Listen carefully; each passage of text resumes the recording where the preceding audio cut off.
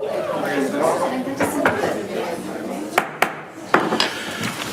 evening and welcome to tonight's Board of Adjustment meeting, Monday, April 27, 2026. On our regular agenda, we have the approval of minutes from March 31st. They are in your packets. Everyone had a chance to read them.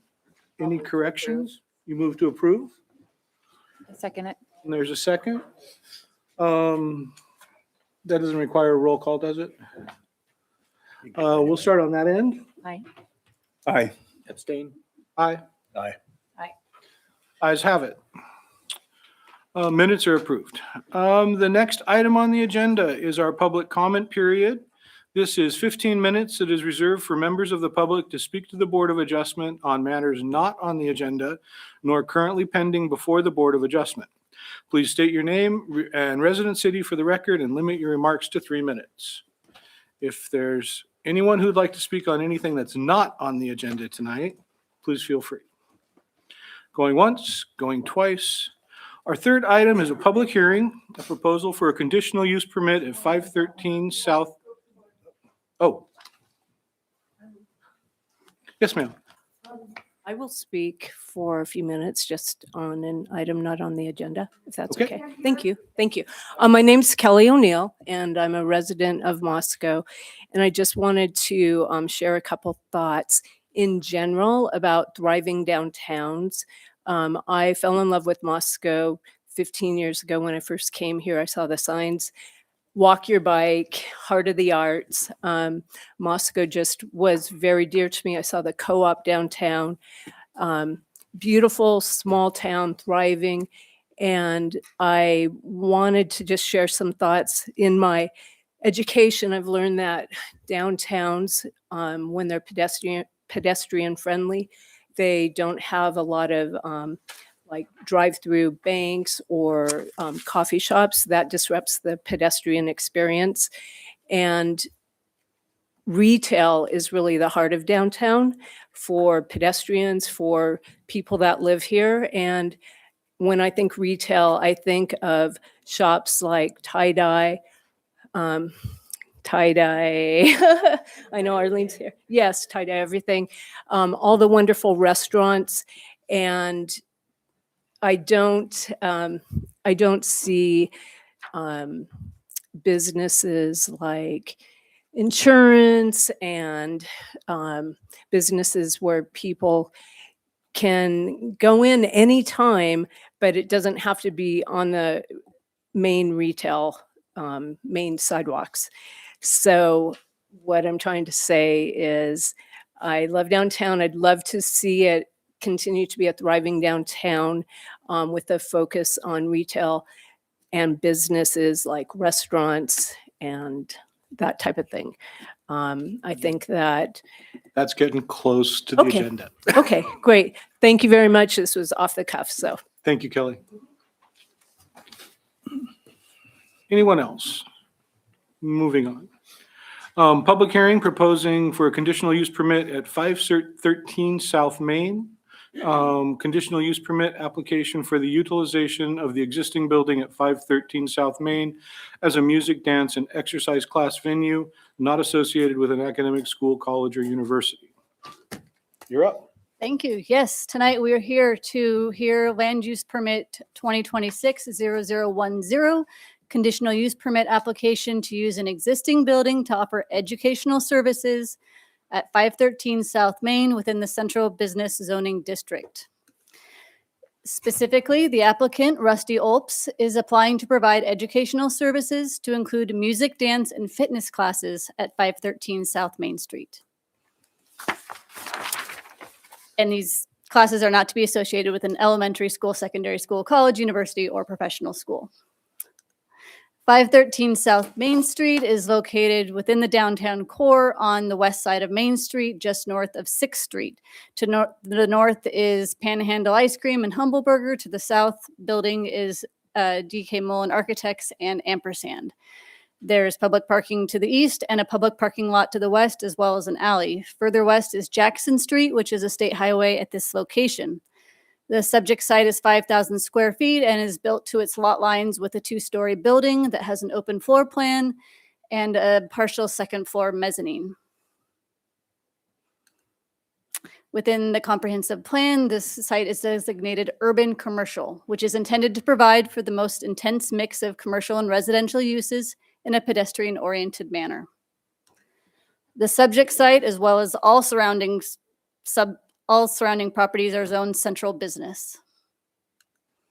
And the central business zone is designated to provide a location for groups of compatible commercial uses having the common characteristic of not involving more than incidental and minimal assembly, fabrication, or storage of commodities.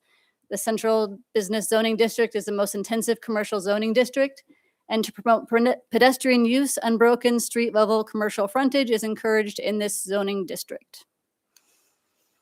Within the central business zone, the buildings are allowed to build to their site edge, as this building has done. No external building modifications are proposed with this proposal, but any building modifications, internal or external or signs, are subject to permit review and city standards.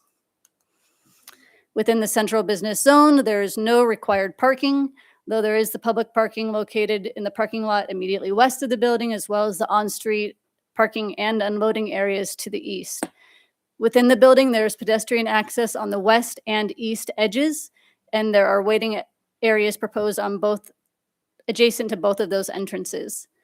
The applicant is proposing drop-off both at the 10-minute parking spot on Main Street as well as in the parking lot to the west of the building.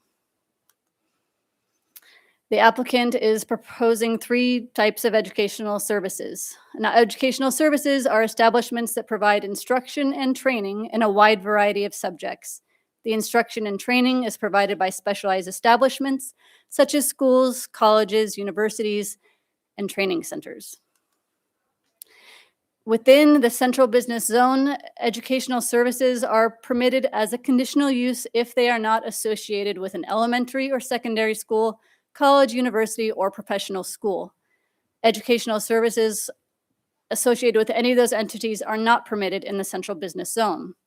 The proposed music, dance, and fitness classes fall under the conditionally permitted NAICS code 6116, listed for educational services, if they are not associated with the educational institutions noted above. The applicant is proposing music classes of up to 4 students and instructors at a time during generally business hours, 9 a.m. to 6 p.m. Monday through Friday, with larger dance and fitness classes up to 12 students at a time on evenings and weekends. All of those uses expect occasional performances and competitions during weekends and evenings. These proposed classes are to be available to the general public and by membership. They're open to all ages. The smaller music classes are proposed for within the 13 class instructional office rooms upstairs in the mezzanine, while dance and fitness classes would occur in the larger open area on the ground floor. Here's a floor plan of the building with the downstairs on the left, mostly with an open floor plan, some new restrooms to the south, as well as a kitchen. Upstairs on the half mezzanine, smaller office classroom space. At the current time, there is no specific tenant or providers of these educational services. The application is speculative and tenants have not been engaged. The applicant, Rusty Olps, has noted that he will be responsible for ensuring that the standards that are required are met. And he's also noted that the providers will not be associated with an elementary school, secondary school, college, university, or professional school. As of this afternoon, we had received 5 public comments. These comments did not arrive in time to go into the packet or become part of the public record, and it is the option of the board to read them in or accept them into the record. The board is going to accept them into the record, and they'll be entered by name and title. And to just provide some staff thoughts on the comments received thus far, they have generally focused on opposition to placement of a church within downtown in the central business zone. Churches, religious facilities are an outright permitted use by right within the central business zone and are not part of tonight's review of the conditional use permit application for educational services within the downtown central business core. So however that's going to be addressed, I look forward to hearing it.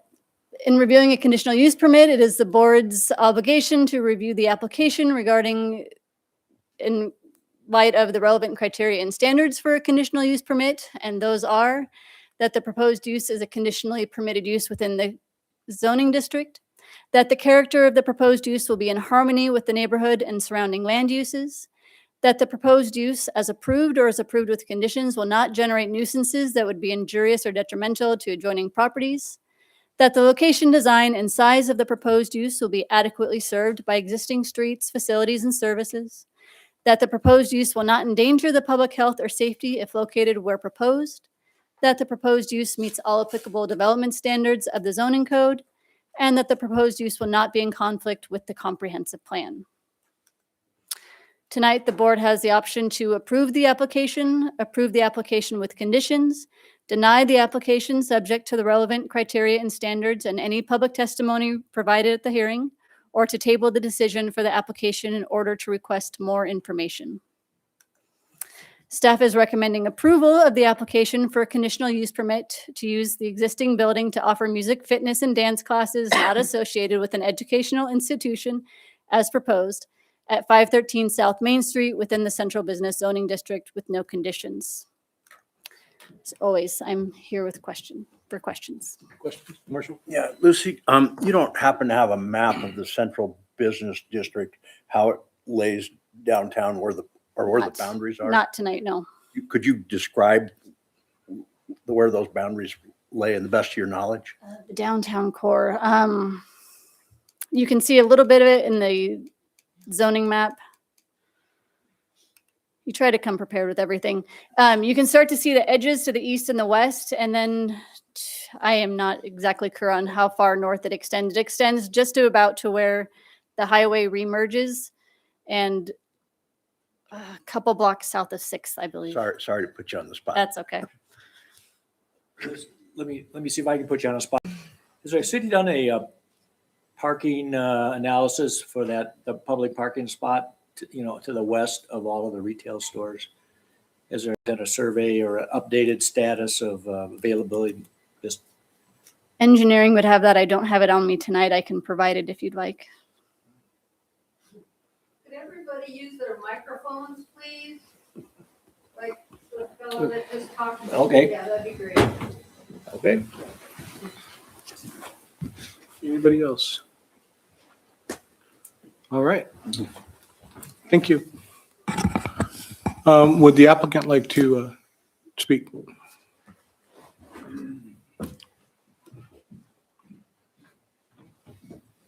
I'm Rusty Olps. I'm a local real estate owner, manager, sometimes developer, and this is my project. I think so my arguments are ultimately pragmatic. I want to know who wants to pay, as unidealistic as that is.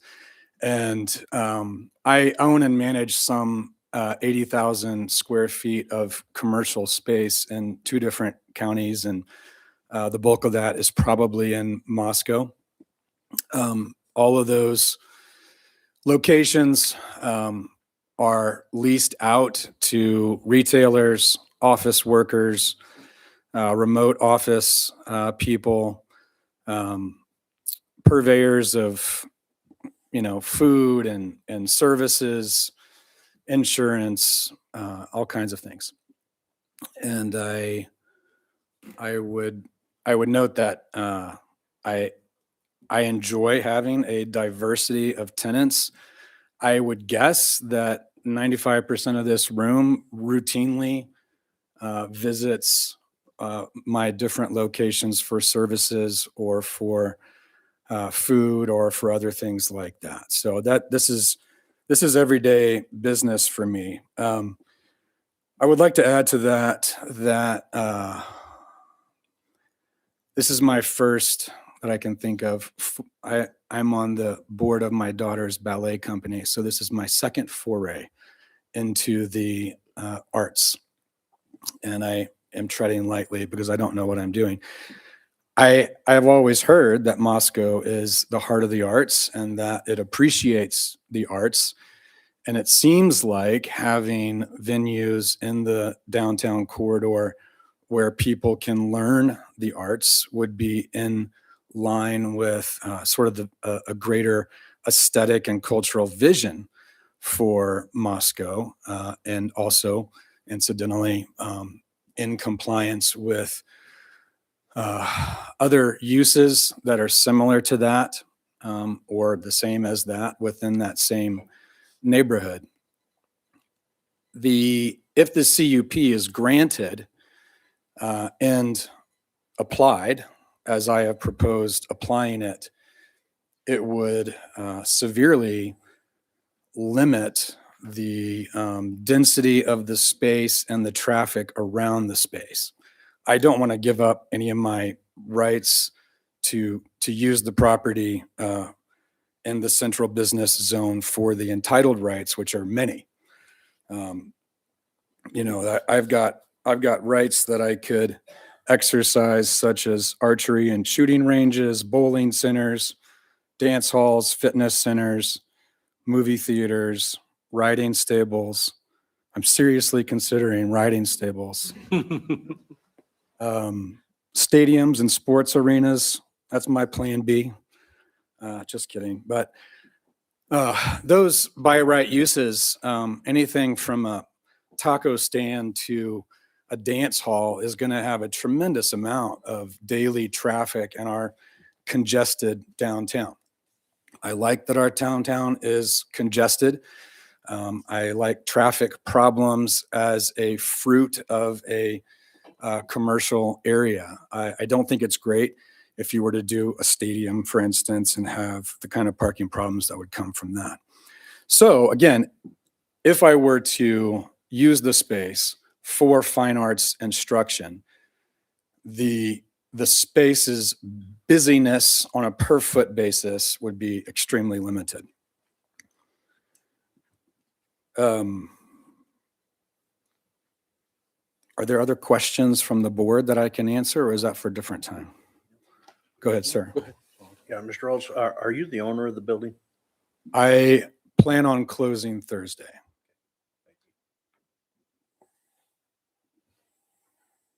Other questions?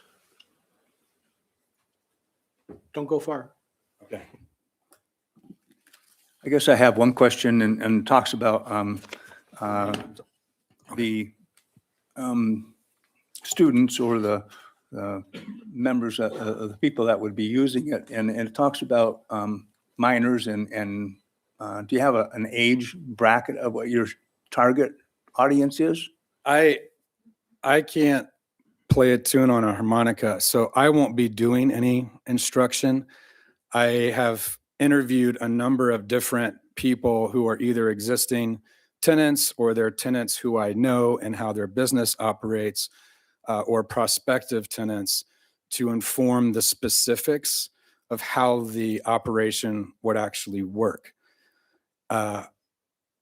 So I don't want to limit future tenants of a building I will own in the future speculatively. So I'm comfortable with, in broad strokes, the characteristics of the specifics that we've listed and that Lucy's gone over in the application. But that said, I would hope that anybody could go. I don't know if it matters whether they're 5 years old or 85 years old. It would be a one-on-one type instruction. So, how to play the violin, stuff like that. Stuff that Keeney Brothers used to do, and I don't know if anybody does it anymore. Okay, thank you. Sir. Okay. Any other questions? Okay.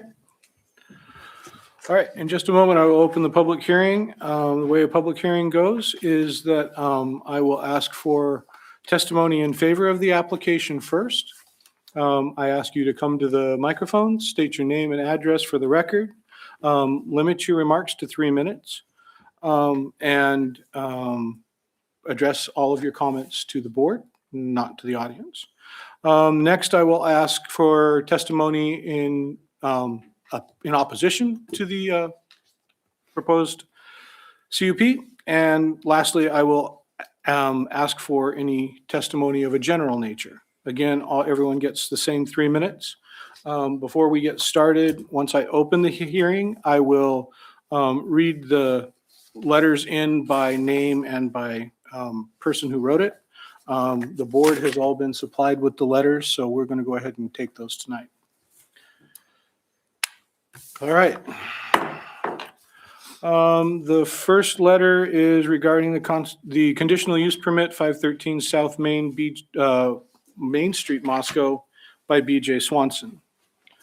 The second one is in regards to the CUP at 513 South Main, Christian Bervin. The third one is without prejudice intended for political speech as a citizen of Moscow by Jennifer Fleischman. The next one is comment regarding proposed CUP at 513 South Main, Heather Nelson. And a new business in Paradise Creek Bike Shop by Julia, I'm going to slaughter it, Piakowoski. All right. And with that, I ask for testimony in favor of the application. In favor. In favor. Going once, going twice. All right, comment in opposition to the application.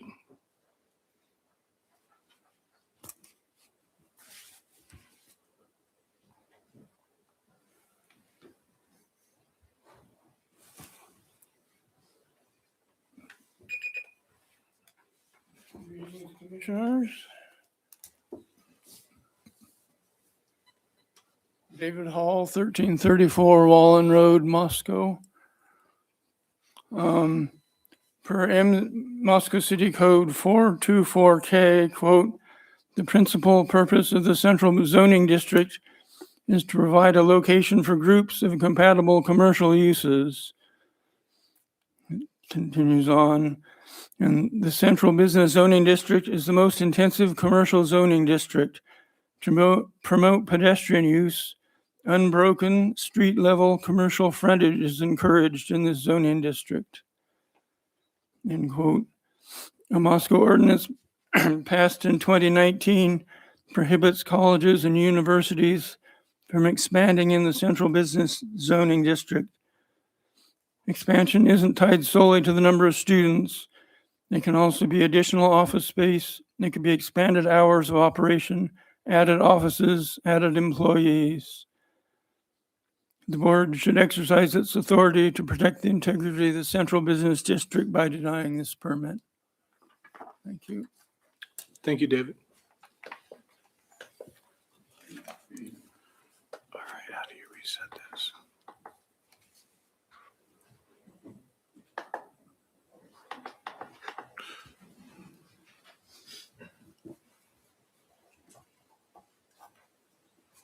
Hello, Bev Bafus. I live at 417 Pintail, Moscow, Idaho. You know you're in a small town when you know everyone on the board. So in addition to living at 417 Pintail, I have a business downtown in the Central Business District at 218 South Main. And I have lived and worked in Moscow long enough that I remember downtown Moscow before the malls. And I have worked in downtown Moscow during the time when Moscow struggled to keep downtown open. And somehow Moscow has survived and downtown Moscow is thriving. The problem is, though, that we have many, many spots that are not retail, many spots that are not restaurants or cafes. And it breaks up the continuity of downtown. And I'm afraid that one CUP at a time, we are losing our downtown. So that's what I have to say about that. Thank you, Bev.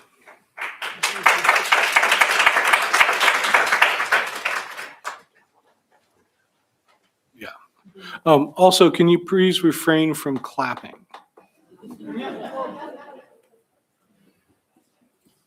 Hello, my name is Cass Davis, 219 East E Street. I have a really good friend who lives down in Boise, and he's like probably one of the best attorneys on city politics there is. And I had a discussion with him about CUPs. And he said, for the most part, there has never been any CUPs that have been enforced, period. And I'm wondering if, I mean, there was CUPs granted for some downtown schools that happened. And the idea was that we wanted to control those schools and keep our downtown not looking like a campus. I'm downtown quite often, and sometimes it looks a lot like a campus. There's students going from one building to another to another. There was also the CUP said stuff about maybe parking. There's been no way to like really look at who's parking where or enforce the CUP in any way. Doesn't look like there's any way you're going to enforce any CUP on the way it looks like a campus either. I haven't seen any action to do anything to actually enforce a CUP. So I discourage you guys from passing another CUP until it has teeth in some way or another where you can actually use it and actually make it really conditional, not just a thing that happens and then you're there. So I guess that's the most part of what I want to say. And, you know, just it's like when the president breaks the law and the courts rule, if nobody's going to enforce it, it does no good to have a judicial system. So is there a way that you can actually enforce the CUP if you see it's being violated? That's my question. Thank you.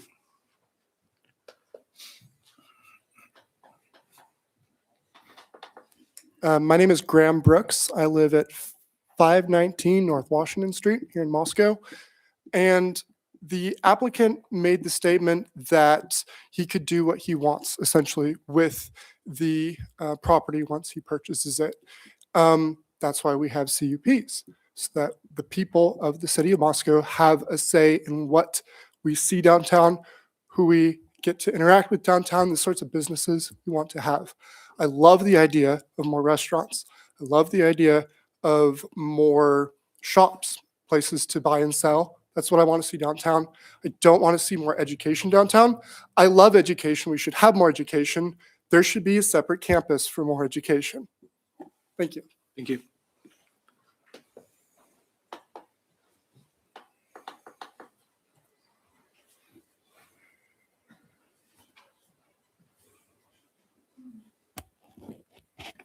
My name is Gail Anderson. I live in the city of Moscow, and Moscow is, Ma'am, we need the address, I'm oh, afraid. 3715 Moscow Mountain Road.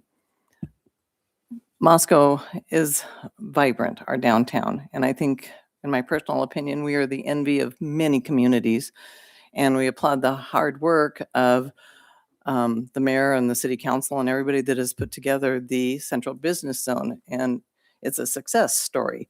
So I urge you to deny this conditional use permit and keep with the vision of protecting our businesses. We need retail, restaurants, and so anyway, those are my thoughts. Thank you.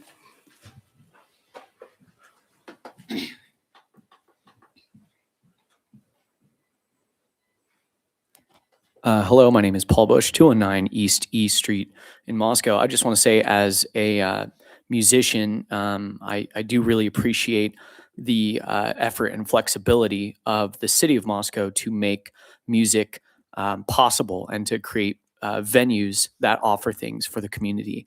I think that it's important to have a distinction between the aims of the central business zone and some of the aims of, I guess, other purposes that even could align somewhat with music. It's been disappointing not to have a music shop in Moscow, and it is very surprising that that the future owner mentioned Keeney Brothers, which I think was a big loss, and Mountain Man Music in Pullman. But anyway, and that seems like something that would be a really positive development, is to have that space that is more of a mercantile space for music. That's my main opinion. And I also would like to make a brief note that there's a lot of energy about this topic, and I think that an extended comment period would be definitely within the purview of you folks to put out. That's all I have to say. Thank you. Thank you.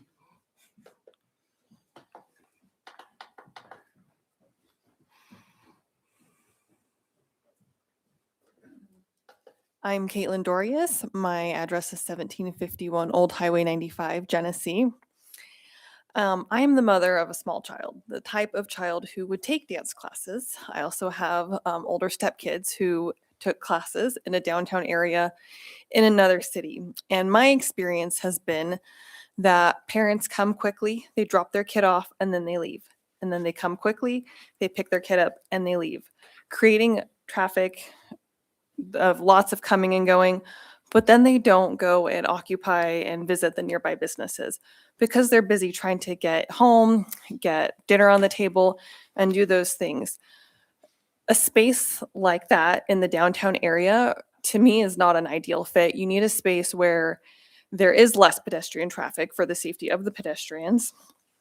And that space ideally should be something, in my opinion, that is going to further enhance the other businesses in the area, where people are going to stop and visit one shop and visit another and visit a restaurant, versus having a small amount of people able to use a space at one time. So that is all I have to say. Thank you. Thank you.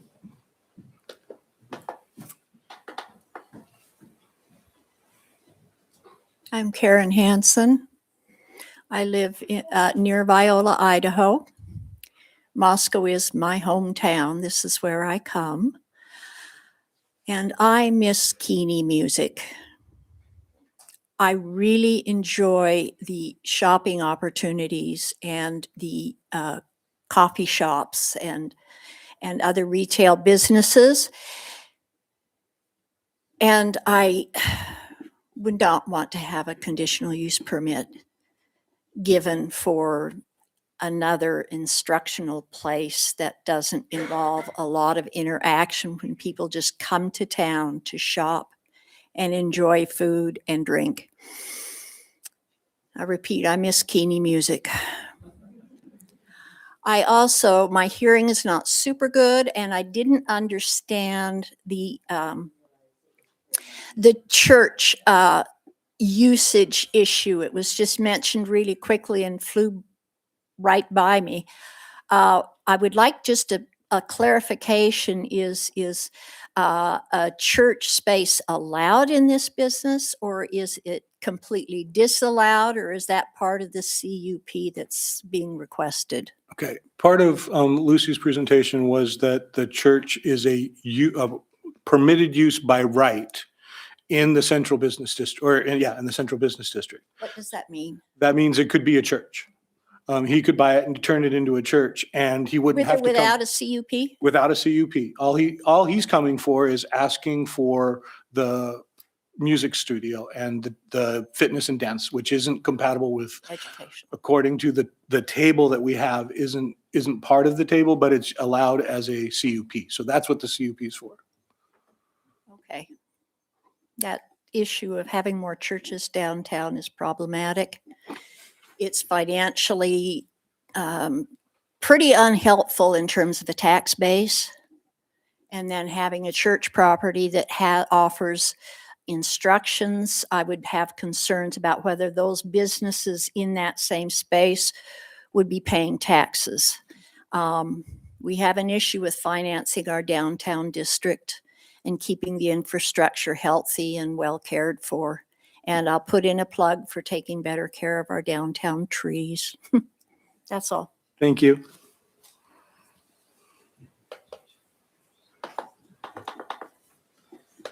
My name is R. Todd Bailey. I live at 512 East D Street.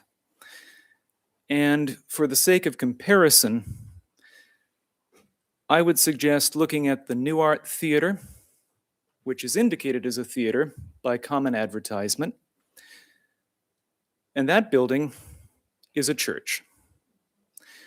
I would like also to call attention to CJ's, which is also advertised as a music conservatory.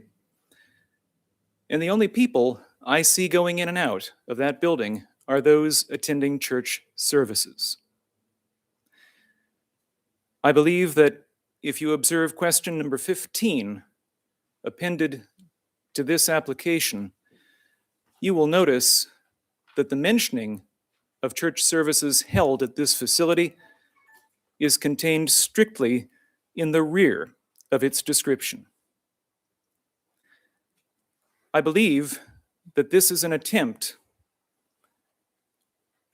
on the part of those affiliated with Christ Church to create a parallel economy in the city of Moscow. I believe also that this is essentially a Trojan horse in which we advertise its functions as civic and educational, whereas the proper allegiance is to a religious institution. And I believe that the number of times that this has been allowed to pass is a direct threat to the secular nature of our community. I believe also that that is a very strong reason to deny this application. If we do not, consider with me how many businesses downtown will double as churches. And whose church is this? How many times will people walking down the streets of Moscow have to see representations of one faith? How many times will we have to drive into Moscow seeing billboards advertising our city as the province of one church? I think that the elephant in this room, which is very rarely and uncommonly discussed in public forums such as this, is the growing capture of public and civil space by one church at the expense of those who do not belong to it and who conflict with its interests. For that reason, among others, I strongly encourage this board to deny the application outright. Thank you. Thank you. No applause. Hello, I'm Grace Clevenger. I live on 212 North Home Street in Moscow. My dad is the former owner of Paradise Creek Bicycles. I'm his oldest daughter, and I grew up in that space. That's where I learned how to ride a bike. That's where I got my first bike. That's where my friends, like my friend Jamie here, we would hang out there every day after school. And I am in opposition of the CUP. I don't, as my former teacher, Mr. Bailey, said, I don't believe that our public spaces should be going to a singular church in disguise as a public building. I have grown up in Moscow for most of my life, and I'm tired of seeing places that are supposed to be for the public only for people under a certain church in our town. I am tired of hearing people from outside of Moscow talk about how we are being taken over by a church that does not believe in the values of its communities that it hosts. And I wish that our board would not allow this to happen. And this does not, Christ Church's beliefs do not represent my family's. I was not raised as a Christian. And I would be very, very sad to see this building be taken by that part of our community. Thank you.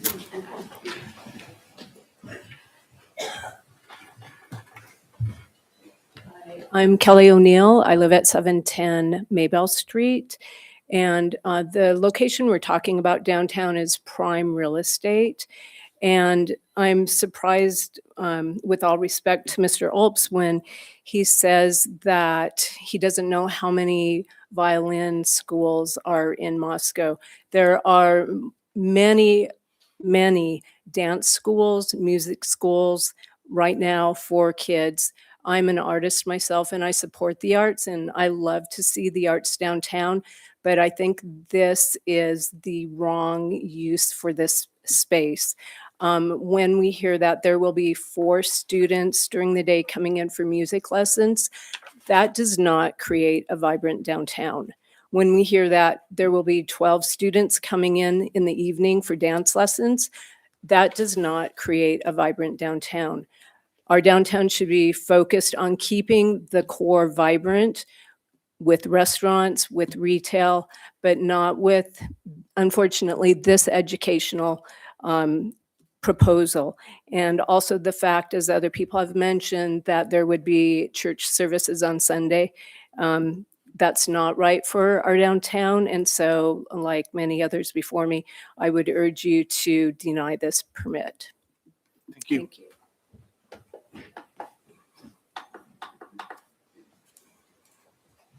Hello, my name is Leah Latta. I live at 1009 Birdsong Lane, Moscow. My concern is echoes a little bit on the woman who's just up here. This spot is like the primo spot in downtown, as far as I'm concerned. That's where everyone wants to go. Everyone wants to go to Ampersand. You want to go to the bookstore. You want to go to the Mexican food, and you're going to stick something in the middle that's, I know it's not affiliated with a school, but any kind of educational spot is basically a school. So that doesn't fit with the economic, commercial walk from store to store to store. And it is a huge space. This is one of the biggest retail spots on Main Street. And it sounds like 16 people are going to benefit from that. That's nothing.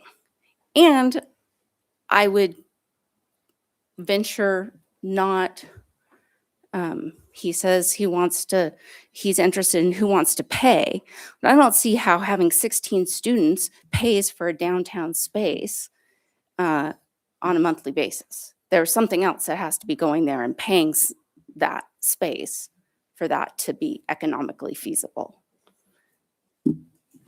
Thank you.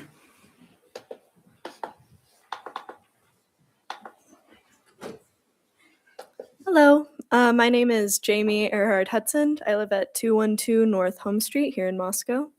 And to speak to an earlier point about the presence of violin teaching and other musical establishments in this town, I started playing the violin, learning in this town starting at age 8. I took group lessons, I took individual lessons, I knew dozens of other children who took violin and other string instrument classes, and none of them took place in our downtown establishments. They took place in pre-existing educational areas. And like other speakers have said, I don't think that space downtown is best at all used for a few individual music students or for a few people of one religion for them to use when there are already many pre-existing music teaching. Like, I know personally half a dozen violin teachers who operate independently of the downtown spaces, and so I do not think it is necessary to utilize that space for that purpose. Thank you.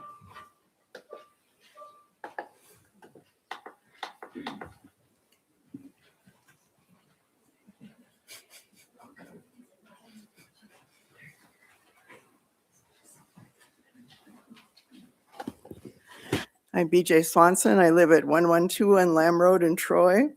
I respectfully urge you to deny the conditional use permit for 513 South Main Street. A music, dance, and exercise class venue is an educational use, not a commercial or retail use. It is fundamentally incompatible with the purpose and intent of Moscow's Central Business District zoning. The fact that a conditional use permit is required confirms this use does not belong here.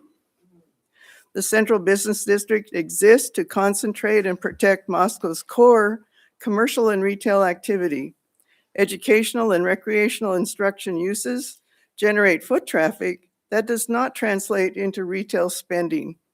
Students arrive for class, attend, and leave.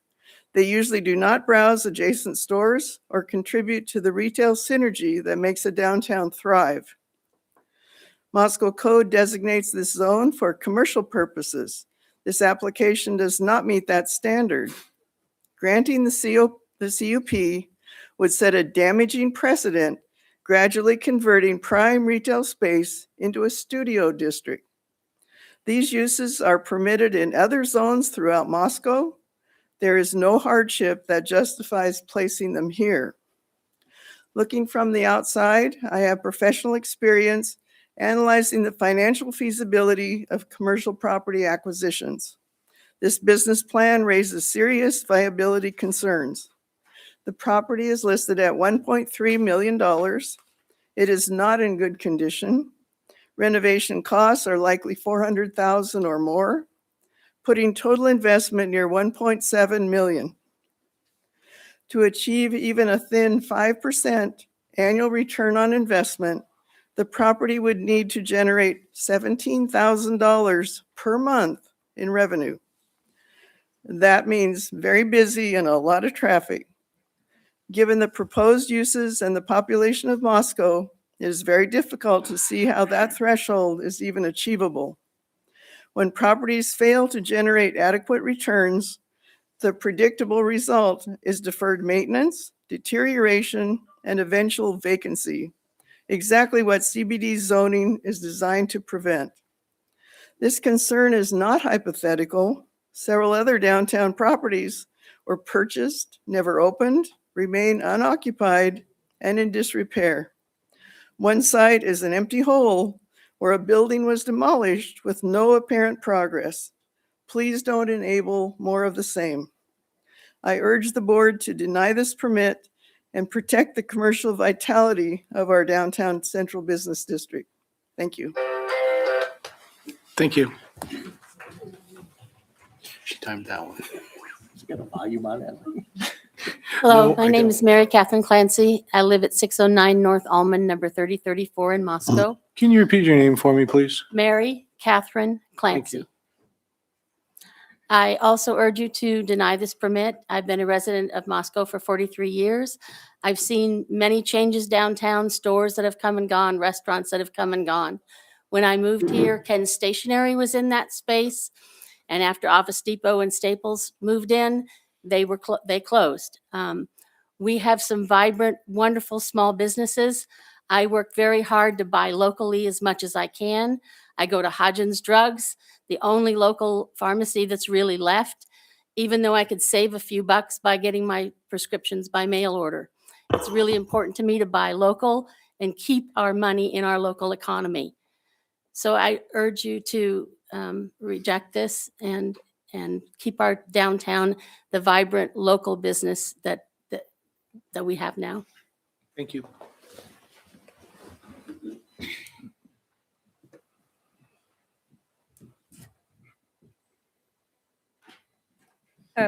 Katie Billadu, 329 North Grant Street. I urge the board to either deny this application or minimally to table it for more information, including studies of social, economic, and environmental effects. I would note that the first I heard of this meeting was a couple of hours ago. I have like a couple of pages of comments that I won't get to, and I hope that you take and consider. But I don't get the Moscow Pullman Daily News. The first I heard of this was a couple hours ago.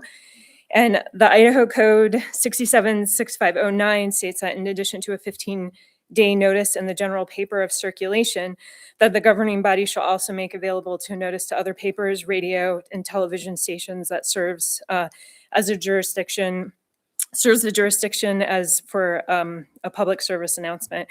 And the agenda packet didn't reflect this was done, and I didn't hear about it. So I was also a little concerned with the recommendation of staff to approve this because I think more consideration is required to make some of these findings legally justifiable. On page 6 of the packet, when talking about the character of the proposed use in harmony with the neighborhood, it just simply states it will be with no justification. If it were in harmony, the surrounding land with the land uses, like conditional use permit wouldn't need to be sought. So stating that it's in harmony without more explanation is not adequate justification. This isn't commercial frontage, it breaks up commercial frontage. If the board justifies this conditional permit, I'd like a summary of how many conditional permits are downtown right now and how many the board has approved in the past decade. What percentage of this district are currently conditional use permits? Well, one conditional use here and there is easy to approve in a vacuum. These conditional uses add up and there's a tipping point where the cumulative effect changes the core planning for downtown. Also, when answering whether the proposed use would generate nuisances, the recommendation said simply that noise associated would not be any louder than the uses permitted outright in the neighborhood, such as bars, movie theaters, and dance halls. And unified sound carries. Musical instruments carry. Drums and trumpets carry. Dances that involve jumping around, especially with tap shoes, carry, and they cause vibrations. And this storefront is all glass. It's also an old building, and there doesn't seem to have been any studies with audio tests using anticipated decibel levels to gauge what will carry onto the street and through the walls. So with that, I'm going to stop. Is there a place I can leave the rest of my comments with you? Thank you. Thank you.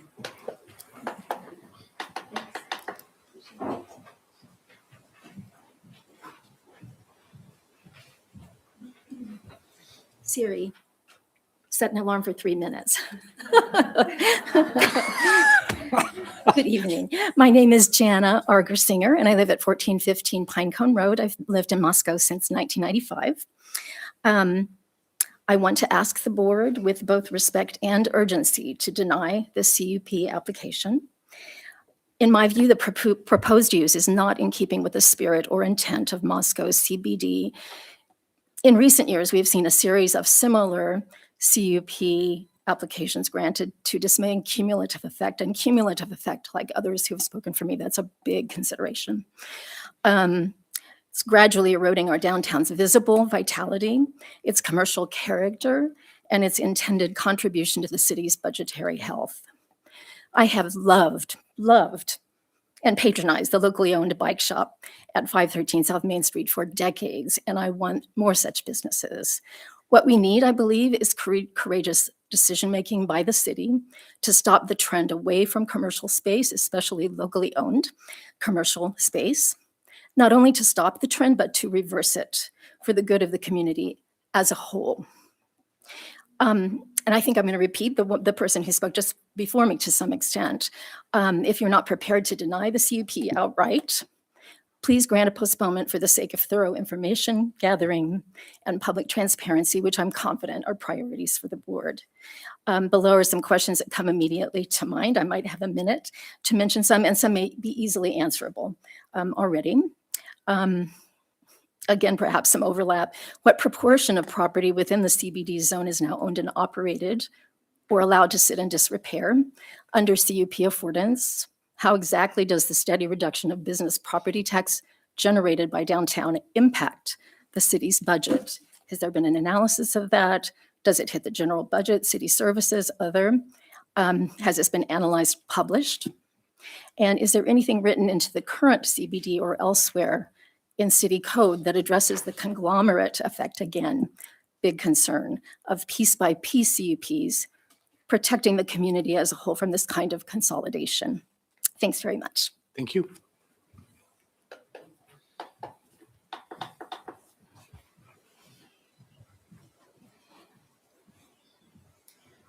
Hello, my name is Sam Gironda. I live at 201 West Taylor, Moscow.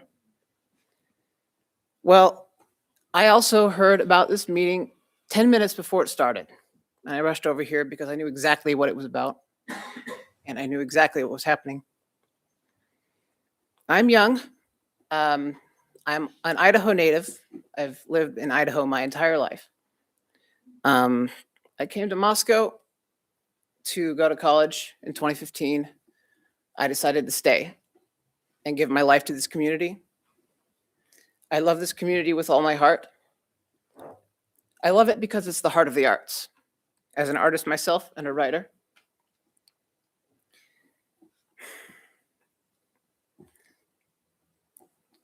I've always had a passion for designing cities that are meant for people to live in. And I played lots of video games that are meant for nerds, for city nerds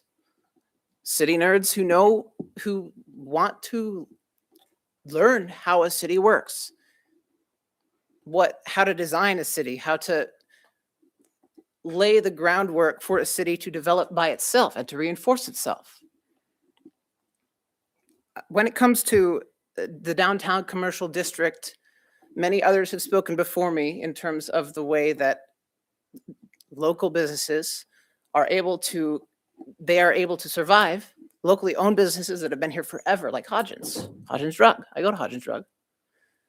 Are able to survive because they reinforce each other. An educational space downtown. Downtown is already taken up by a lot of educational space. I should not have to talk about who it's affiliated with, because by my argument, that is not relevant. So I strongly urge you to reject this application or open it up for extended comment. Thank you very much. Thank you.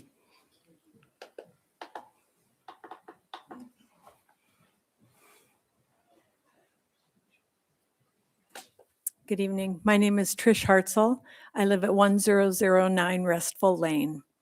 I've lived here for 32 years. Doug Wilson has stated that he wants to make Moscow a Christian town. But I don't think Moscow wants Doug's plan. I have seen Doug's church take over many downtown businesses, and I'm very, very sad that those businesses are gone because they haven't been replaced. They've been turned into schools, and we've heard this from everybody so far. I'm sad that this former bike space now has been sold or is about to be sold by this Thursday. It's probably too late to put the kibosh on that. If you want to preserve this beautiful, diverse, and secular community, you need to deny this vague CUP. Thank you.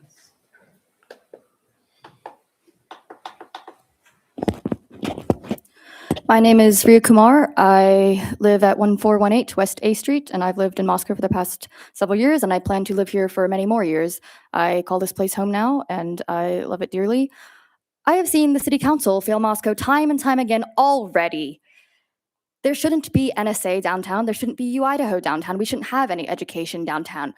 Downtown, there is no other place in Moscow like downtown for small businesses, for pedestrians, for a vibrant community where you can talk to your neighbors and actually, it's not a strip mall. Every other place is for strip malls and large corporations. We don't have another place in Moscow, anything like downtown, and it is already being taken over. I think people have been using very polite language. Christchurch is frankly a neo-Nazi, Christian nationalist, white supremacist cult, and I don't want them having any more foothold. And I know that is not the topic, but I need you all to keep that in mind still. Anyway, I've seen city council fails again. People are scared to have their children in Friendship Square now. I have heard this from multiple people because of the aggressive choir singing from the NSA students. I also think that we don't need, again, another place for instrumental teaching. I am also a musician, and I've taken a music lesson since I was 5, and so I understand the importance of it, but that is, again, not a space for downtown. People already talked about the traffic. I don't need to go over that. And I already think that it is hard enough for small and local businesses right now, given the current economic and financial pressures like rising rent and other costs. It is already hard. I've also heard this from multiple people who are trying to move their businesses or are finding it hard to afford having small businesses already. So I think this would just add to the pressure of that. There's also, again, already too little parking downtown, with it looking like an entire campus and having these unofficial, these apartments that are practically converted to dormitories as well, which also, I believe, violates certain zoning laws. But yeah, that is pretty much all I have to say. I strongly urge you guys to reject this. I don't, and if anyone believes in an ounce of democracy, then I would see this rejected. Thank you.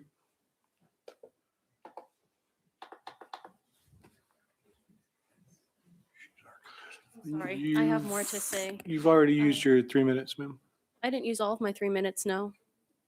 I'm not going to reset it for a minute and a half. All right, fine. Thank you. I do deserve to talk if I would like to this community and this board, as I am a member of this community and I've grown up here. With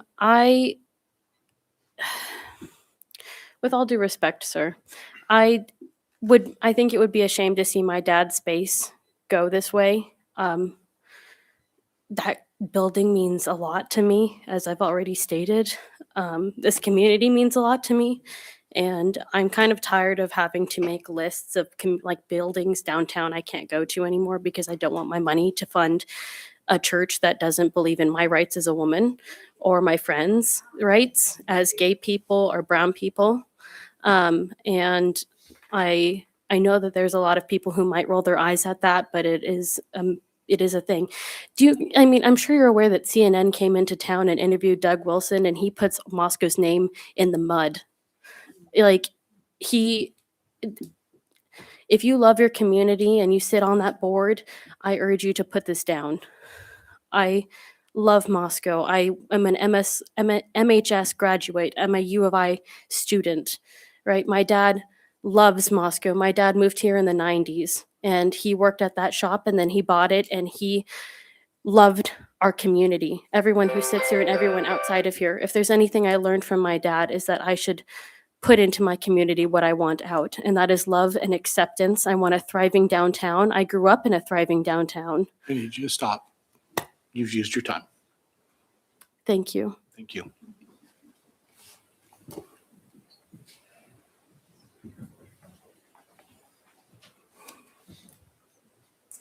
My name is Becky Dale, 1995 Pinto Drive here in Moscow. And I do get the daily news and have for 35 years. And it's just for this sort of thing to find out what's going on in town and to support businesses that open up. I'm asking clarification on the taxing. In the article about the purchase of this shop, it mentioned church services at the very end.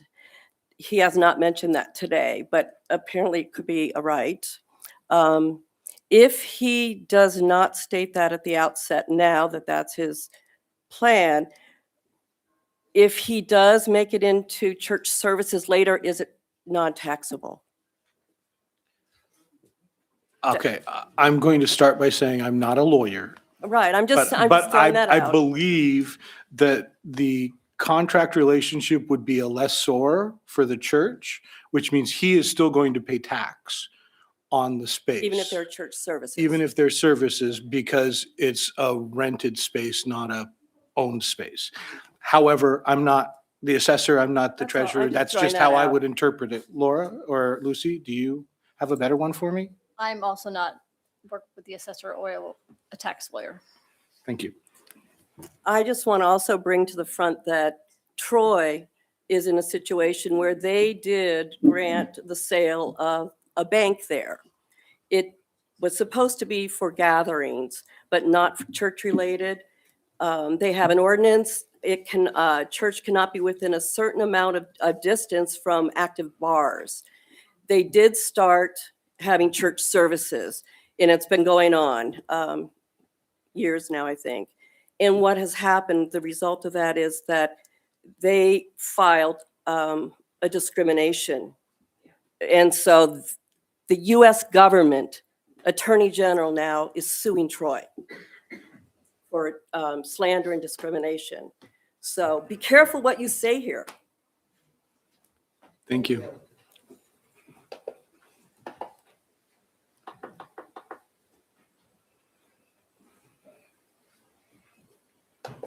Hi, I'm John Sule, 335 Northwest Larry Street, Pullman. But don't let that fool you. I am a U of Idaho resident, and I spend most of my little buying power mostly in Moscow and poured my soul into this community.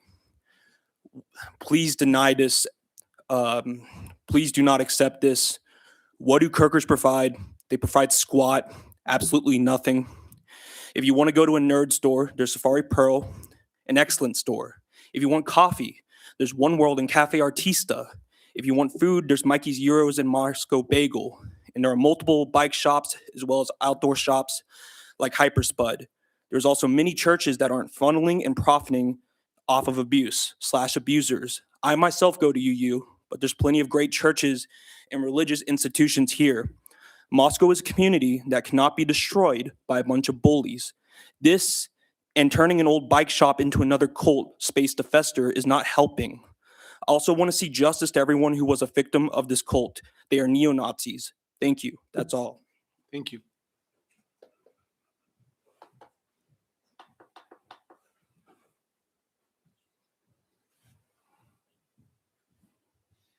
Hi, my name is Miles Butler, 301 Lauder Ave. We've heard a couple different arguments tonight about the CUP, and my biggest issue with this comes down with the CUP not really having any long-term specifics or detail beyond just the ownership of it. The owner mentioned earlier, the applicant mentioned earlier that he wants to own it, but hasn't really established much clearer plans or clear structure beyond the conversion to a dance studio and an educational space. As a student, I've enjoyed the vibrant downtown, and I'm considering living here for the foreseeable future after I graduate. But converting this property into an educational and dance studio seems like it doesn't really add anything to Moscow and downtown Moscow, because it won't be a business where people will rotate in and out like all of the other businesses in the central business district. Therefore, I ask the board to deny this CUP. I recognize that something needs to be done with this property, but this feels like a spur of the moment thing. And with the information we have available to us, this CUP just doesn't seem like it'll benefit Moscow and the central business district. I also ask the board to think about how many CUPs have been issued that don't truly reflect what they are when they were proposed to the board, and those CUPs that no longer benefit the community, even when the original applicant suggested they would. Because I can count on about one hand, maybe more, the CUPs that meet this criteria. When you're considering this proposal, please deny it or reject it with conditions that need to be met for its acceptance. Thank you. Thank you.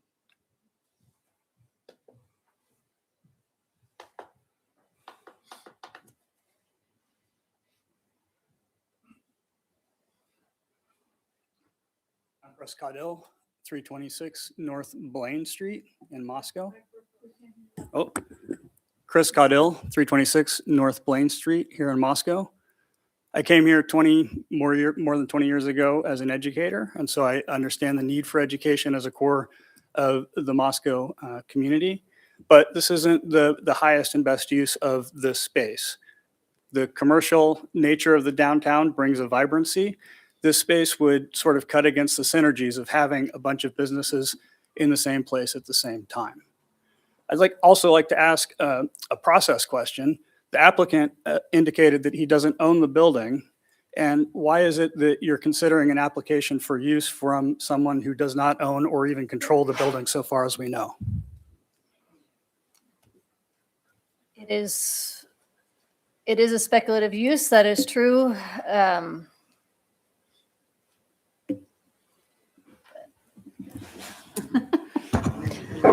It's not unheard of for a application to come before us for somebody who has a property under contract, which is what it sounds like this property is.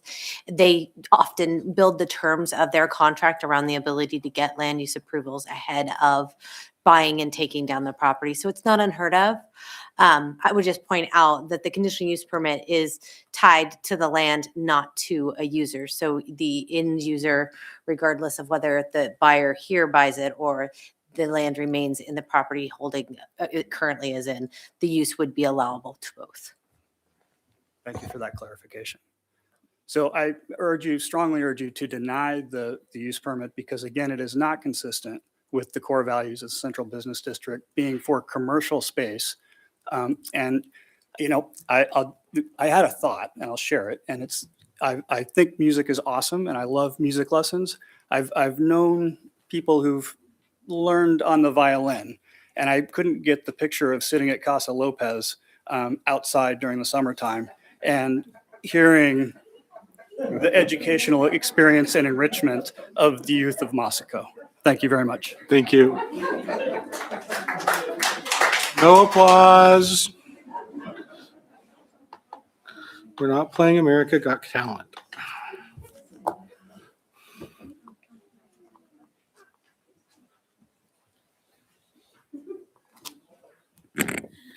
My name is Arlene Falcon, and I live at 113 North Garfield. As a downtown business owner, I am not in favor of having another institution, educational institution downtown.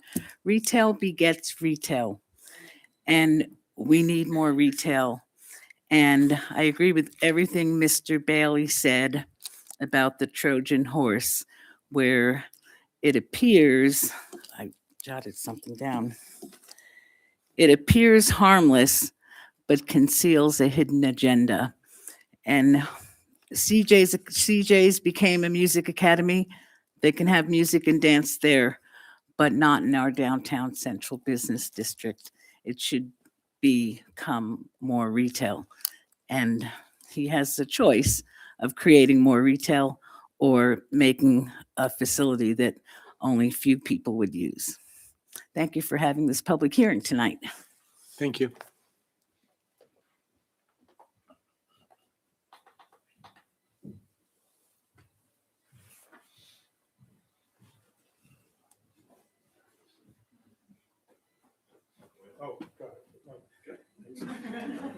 My name is David Wilder, 687 Steiner, Moscow. I used to own a business downtown. Actually, it was neighboring this store. And Arlene and I used to send business to each other. And so my point is businesses depend on each other downtown. If you fill downtown with office spaces, with schools, with churches, they're not helping downtown. So I encourage you to deny this permit.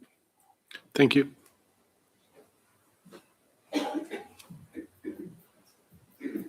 My name is Bill Lavoie. I'm at 1122 East 7th.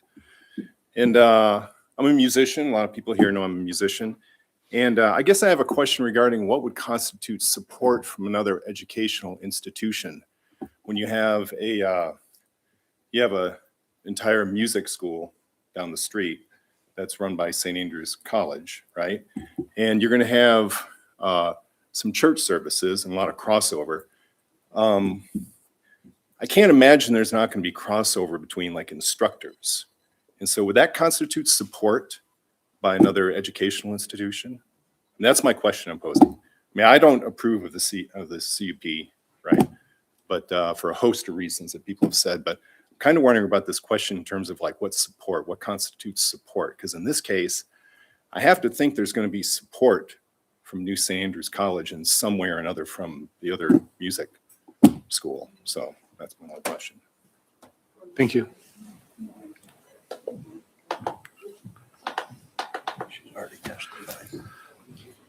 Ma'am, you already testified. You used all your time. Are we not allowed to do that again? No. Oh, okay.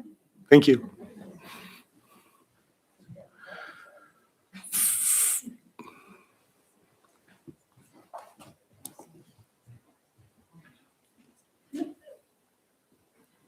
Hello, my name is Finn Murley. I live at 901 Paradise Creek Street. I'm a University of Idaho student here in Moscow, but I have connections to Moscow that go beyond my time here as a student. My sibling before me came here. And a lot of what I'm going to say is going to echo some of the sentiments provided by this room, but I think it's important to present that because this is a very important issue to me living here. This CUP, I strongly believe that this CUP should be denied. One of the sort of big critical pieces of that to me was reading through sort of the slides earlier. I believe the second, I think it was like the list of requirements or conditions needed to be met. The second one was that the business must be in harmony with the surrounding neighborhood and land use. I do believe that that was mentioned earlier.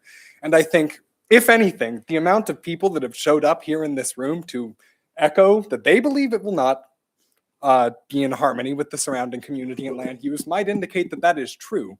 No one came here to speak in support of this business or in support of this CUP. The CUP is vague. It provides no specific, meaningful, actionable items. It does not contribute to the surrounding community. It does not provide public spaces where people can go enjoy looking at retail, consuming food together. It is instead a private exclusionary space that is created for a specific set few students in an otherwise community-focused area of the town, the central business district.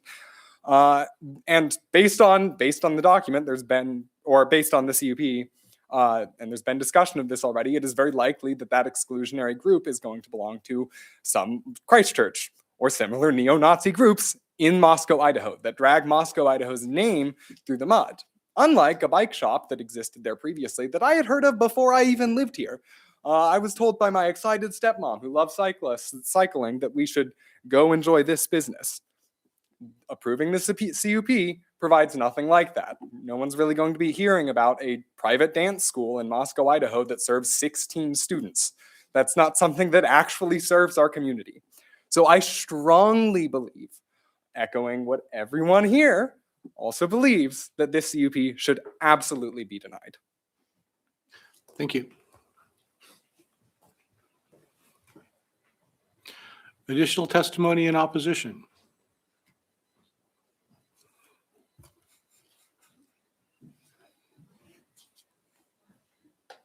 Rhoda Mack from Newell Road, Viola. I've been looking at this building. It's the prime center of downtown. What a building, what a site. And just like when you play Jenga, you pull out that one supporting unit and the whole thing collapses. That's what you've got here. This building, you need to think of very carefully what you're going to let it become. And I'll just leave one visual. Young women are now learning when they sit in a bar to cover their drinks. Ladies and gentlemen, cover your drinks. Thank you.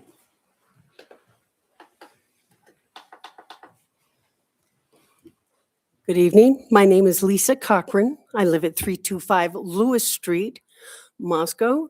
I have been here since 1984, so that's quite a few years to have watched my community transition away from what it once was to what it is becoming.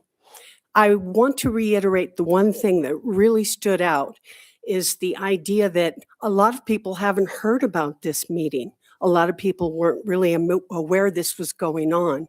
And I do believe, if nothing else, you should give the public time to be properly notified on a variety of platforms so that people can know that you're meeting and considering these things.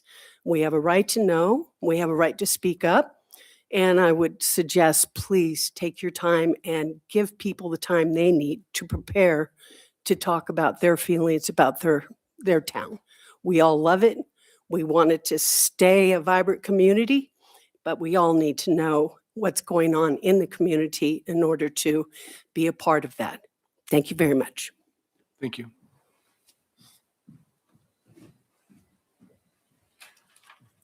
Hi, my name is Elisa Bennett. I live at 1418 West A Street, 203. And I want to speak in opposition to the CUP. I don't have anything particularly new to add that everybody else hasn't already said. Other than that, you can see clearly what people stand on this. And I mean, it's pretty clear from what the people that have shown up today that we all want our community to stay safe and to stay free and to stay a place where everyone is welcome. This community is really important to me. I've lived here for like, I believe 4 years now. And it's really important to me that our community stays safe and free. And this specific allocation of this space doesn't support that goal. And yeah, you can see where everybody stands on this based on all the testimony in the room. So I would encourage you to really think about where our community wants to go, where we want to move. Thanks. Thank you. Further testimony in opposition.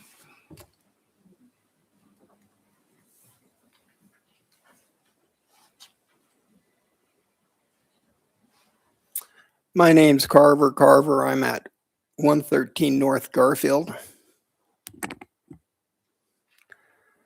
Thank you, council, for this forum. And I'm a retired businessman, and what stands out to me is readdressing the parking ratio to the existing businesses and consider that with your CUP. And that's all I have. Thank you. Thank you. Any further testimony in opposition? No. No.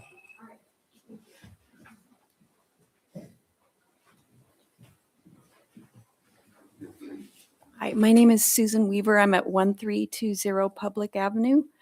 I just would like to state that I'm opposed to this, and I think it's the retail issue. I think more retail in the downtown to support the other retail businesses makes more sense than this kind of use of the space, and that's kind of echoing a lot of other people. Thank you. Thank you.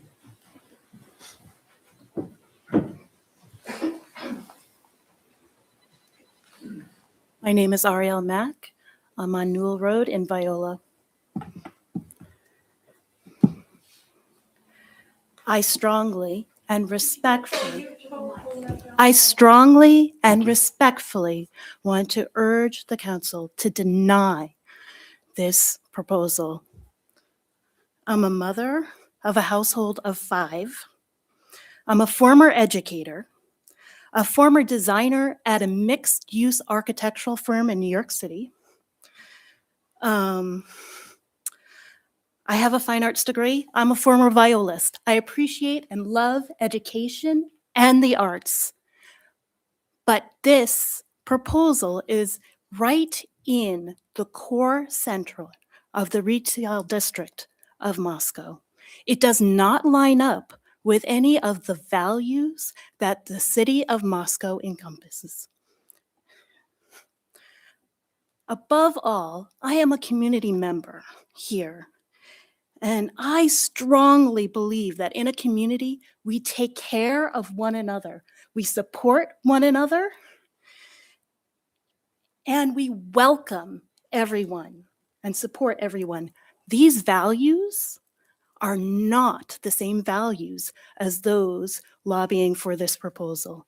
And I think, and I want to urge you to take that into full consideration when you look at what will be in the center of Moscow. Thank you. Thank you.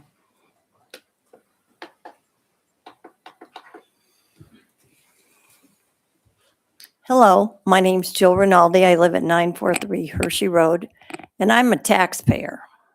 And I'm a taxpayer who likes to know that when things are approved in cities and counties, that we've had full disclosure and that there's been plenty of opportunity beforehand, and that the public is informed, that things aren't railroaded to change how the personality of the city.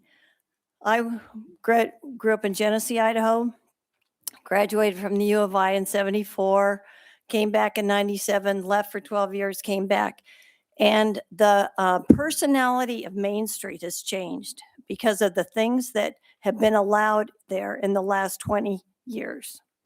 And if you want that vision of unfriendliness, taking up Friendship Square for 2 or 3 hours every day for one entity, then this conditional use permit is going to increase that type of segregation in your community. In my community, and as a taxpayer, I've noticed that people ask for forgiveness rather than permission as they sneak into other things. And whether this is going to, we could just look at Troy and see what Troy's doing and what Troy has had to put up with people not being forthright and honest, because deception is seeping into our community. And I think you as the board and the representatives of us, the taxpayers, and we want the flavor of the town to reflect openness and friendliness and working together. And you can walk downtown and you can go in and out of all the stores and it's beautiful. but there's some sections already that are closed off to the general public. So you're going to close off more sections to the general public. And I feel sorry that that might happen if we all don't do our due diligence in how important these decisions are made. Thank you. Thank you.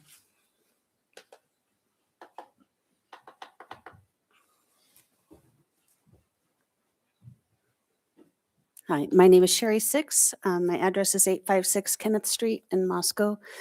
And, I agree with most everything that's been said here, but I was shocked in the presentation to learn that such a big space would be taking care of so few people.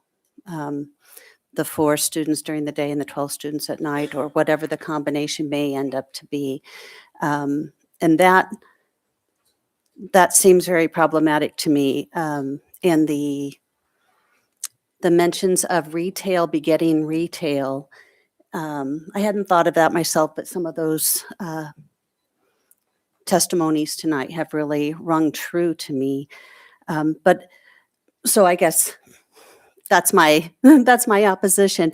But I also was very surprised to see that church services are allowed as part of the zoning in the commercial business zone. I don't understand that. And maybe you can talk to that if you want to tonight.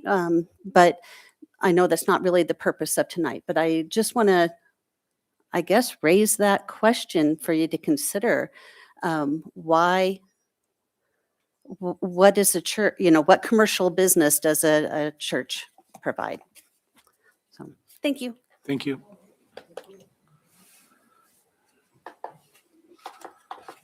Further testimony in opposition.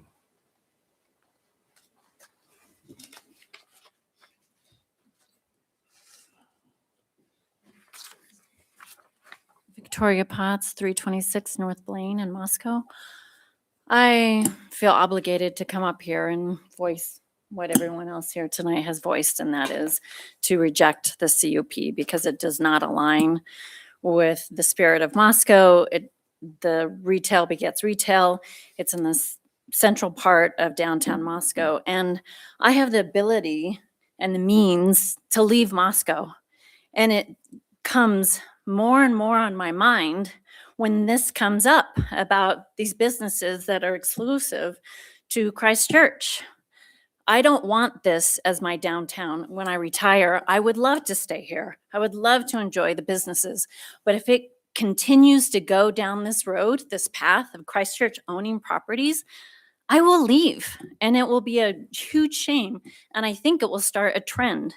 And that's not why we're here. That's not what Moscow is about. So it would be a travesty to see that happen. So I would implore you to please deny the CUP. Thank you. Further testimony in opposition.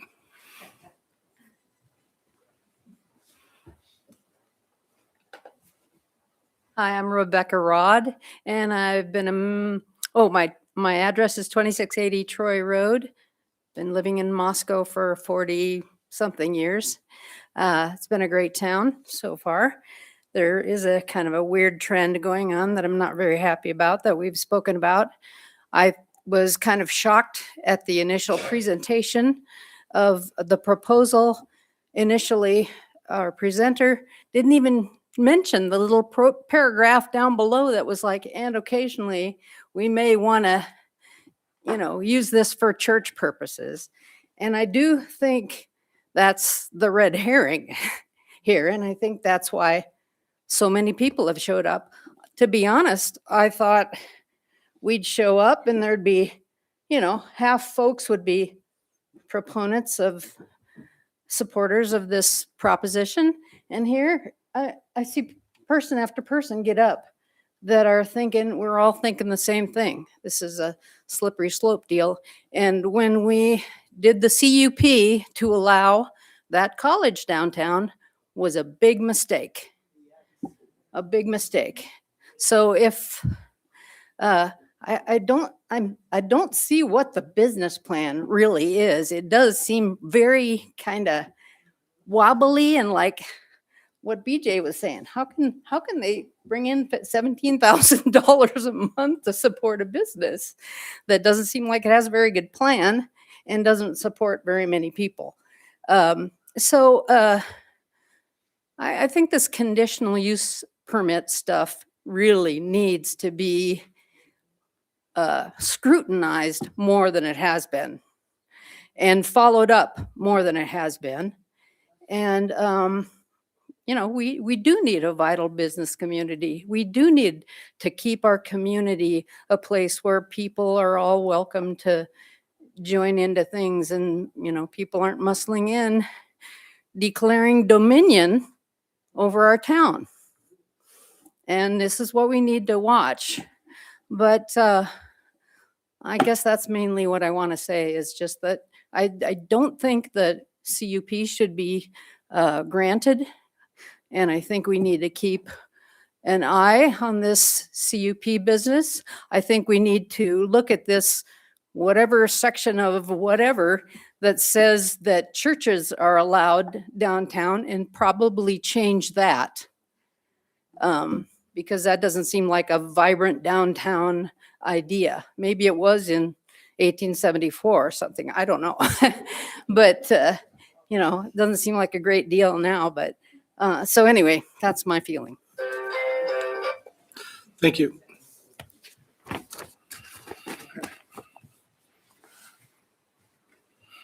Oh, Richard Gaylor, 839 Nilerol Street, Moscow. I did not intend to come up here and talk, but I have 2 points. One, I trust the board will make a good decision here, and the vision, the intent, what's good for Moscow. I trust that you guys will do this, because obviously 99% of us have spoken, and it's been an opposition. And to you, I think if you're a good neighbor, you should withdraw this consideration.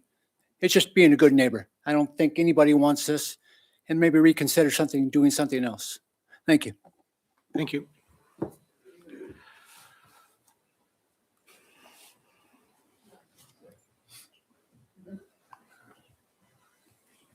Sarah Oshaglar, 1433 Sunnyside Avenue, Moscow. Not going to repeat what everybody said. I just have 2 kids, and we did have them in the music school, and it definitely, that was downtown on 3rd Street. It was a parking problem. When they moved, much better situation. I love music. Both my kids are in it as well. So, but to me, it's a big parking issue. And I think the downtown space, that particular space, I loved the bike shop. Should bring in more pedestrians and bikers, less cars. And as a parent, you drive your kids around everywhere. It's cold and nasty. And it would be better to have a retail store that people can walk and park in one spot and not drop their kids off and come back and get their kids and all that kind of stuff. So that's it. Thank you. Further testimony in opposition? Going once, going twice. Now we have testimony of a general nature. Would anyone like to testify in a general nature? All right. Would the applicant like to respond to anything? Okay. Yeah, well, actually, my question is, and so this is for a conditional use permit. Is there an end date to this conditional use? Because they say it, or is this just something that goes with this property forever? Unless you don't use it for 6 months. Is that correct? Mr. Chairman, a conditional use permit is generally allowed a permitted use on a property once it's been approved, unless other standards are put in place that it has an expiration date or has a termination date. A conditional use does run with the land and does stay with the property unless otherwise terminated. Forever and ever? Forever and ever. Lord. Okay, so I guess maybe, I don't know if this is a general nature, but in general, that seems kind of dangerous to put on Main Street in a prime location, because this, I mean, yes, it's the commercial business district, but it is Main Street.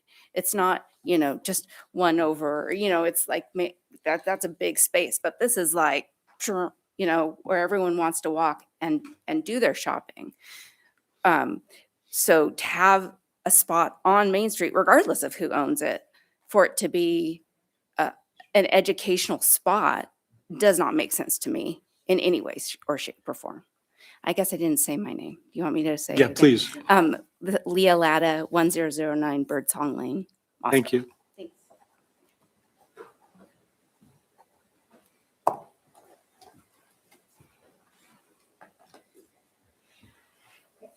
Ann Hart, 315 North Howard. I don't know what conditional means. Can you just explain that so far? Yeah, so a conditional use permit is a review for a permit of a proposed use that, because of its operating characteristics or its location or its size, needs additional public review. In this particular instance, educational services are conditionally permitted uses almost throughout the entire town except university, I believe. My understanding of conditional is it can change. I just don't understand.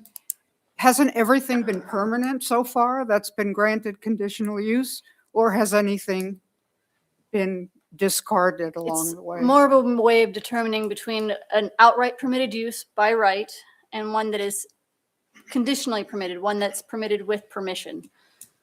The difference is a conditional use is meant to have conditions or extra review prior to being allowed to be moving forward and be used. Okay, so it has It's not that versus a permitted use, which is by right, you have a piece Okay. of property and you can do it by right. It's just an extra review. Thank you. It's hard to understand. Thank you. Any further testimony of a general nature? You've already spoke. Thanks for trying again, though. Would the applicant like to respond to anything that you've heard tonight?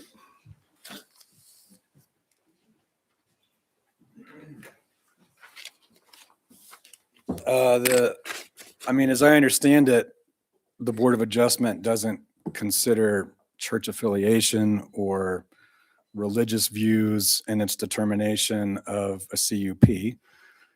So when I distill the less prejudicial concerns, I remember things like a desire for greater retail in that space. I would sympathize with that. I have a lot of retailers who tenant with me, and I love the vibrancy they bring. I like having a mixture of more passive uses like a service industry or an office with retail, so that you can have even an internal dynamic in an office building or other parts of town where there's a feed, a mutual feeding. So I'm not opposed to that. I haven't signed any leases yet. I'm reeling a little bit. I haven't expressed this level of contempt and prejudice before. So I've learned about myself views I didn't know I held, such as neo-Nazism. Last I checked, when I checked in with myself, I did not hold to that view. So I realize things like that aren't in consideration for this CUP, but I mean, I could go on and on about the more inflammatory aspects, but with respect to how a central building in the core of downtown should be used, I think I agree with many of the public's opinions about the centrality of retail. And I'm not committing to either a church use or a retail use at this point. Maybe that's part of the wobbliness of my business plan. I also don't know that I should speak to the business plan aspect. I'm not paying what people think I'm paying, and I'm not going to spend, Lord willing, as much as they want me to spend on CapEx. So It could be that I have a bad business plan and this flops. I'm an entrepreneur and that happens to me sometimes. I really don't know where to go in terms of answering some of those questions. Does the board have questions that were provoked by the public that I could address directly? Yeah, just clarification here on your classes. I know it's in a proposal, right? It's an idea. There's not 4 students there for the day, correct? It says classes up to 4 students, right? Smaller classes throughout the day. There will be multiple students coming through there, not just 4. Yeah, I thought it was 4 per hour. Yeah, that's what I'm hearing. I just wanted to make that. And again, that's my clarification. tenant's job. If their business flops, I'll move the horse racing thing in right away. Any other questions for me? Anyone? Nope, I don't think so. Thank you. Thanks for being patient with the drama I've developed here. Thank you. With that, I'm going to close the hearing. And I'm going to address 2 things. One, the city of Moscow does have a mailing list. If you'd like to be noticed and you don't get the newspaper, contact the city. They'll send you an email that says, hey, there's a public hearing, there's a commissioners meeting, there's a council meeting coming up. So please avail yourself of that. And secondly, if anybody wants to talk about churches in the Central Business District, the Planning and Zoning Commission meets twice a month on Wednesdays in this room. I do not believe that it is on their agenda, nor is it something that's in front of them. Use the 3 minutes or the 15 minutes at the front of their meeting and come talk to them about it. With that, I'd like to invite the board to discuss. Yeah. Well, I'll start the ball rolling. First of all. Oh, microphones. Yeah. Sorry, folks. First of all, I've given my life to this community. I've served with the city of Moscow for over 50 years in one capacity or another. So yes, I love this committee, this community. I love the city of Moscow. But as a board of adjustment, we have certain tools that we have to use. We can't bring something in at a meeting like this and say, no, we're not going to allow churches in Central Business District anymore. I mean, there's a process that it goes through, but that's not the process that we have to look at. Our tools that we have available to us, we can look at the comprehensive plan, we can look at the zoning of the properties, make sure that it's zoned correctly, and then we look at conditional use permits. And when we look at conditional use permits, there's certain criteria that we have to address one way or another. To approve it, we have a certain criteria that we have to look at for every step. To deny it, we also have to look at it through every step. So we are limited to the tools that we can use to do this legally and properly. Oh, with that, I would say that when I look at the comprehensive plan, the comprehensive plans for this Central Business District looks at mixed uses. We look at all the mixed uses that are here, retail primarily, but there's also medical facilities, there's insurance, there's architects, there's attorneys, there's restaurants, there's bars. There's a huge mixture. And anything that doesn't fall within the use of right, then we have listed as a conditional use is what we're doing tonight. And every conditional use is looked at on its own merit, one way or another. And we can add conditions to it, like parking or hours of operations. There's things that we can add to it to make it fit. So tonight I want to remind this board that what we're looking at is does it meet the comprehensive plan? Yes. Does it fall in the zoning category? Yes. And as we follow that criteria to either approve it or deny it, that's what we have to focus on. This is not about denying Christ Church. This is not about having a church in this zoning district. This is about this application for what's been stated in front of us to approve under that criteria.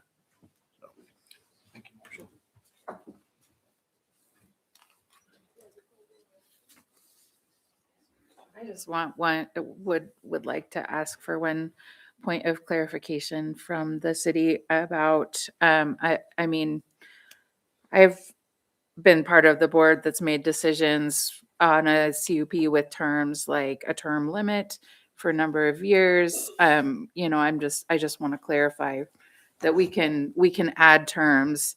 So it's the CUP is transferable unless we add terms for a time frame, right? So a CUP runs with the land. It doesn't run with a specific applicant. I just want to first off clarify that. So if this applicant gets an approval and ends up not buying it, and the next person does it, they could do the same studio dance use on the property if the CUP is approved. It goes with the land. Secondly, you can put terms and conditions onto the use. That is allowed as part of a CUP. They need to be justified. They need to be connected to the relevant criteria and standards that are set forth in city code. So why are you putting those conditions on to prevent what is being asked for in the code? So that would be the direction I would give you.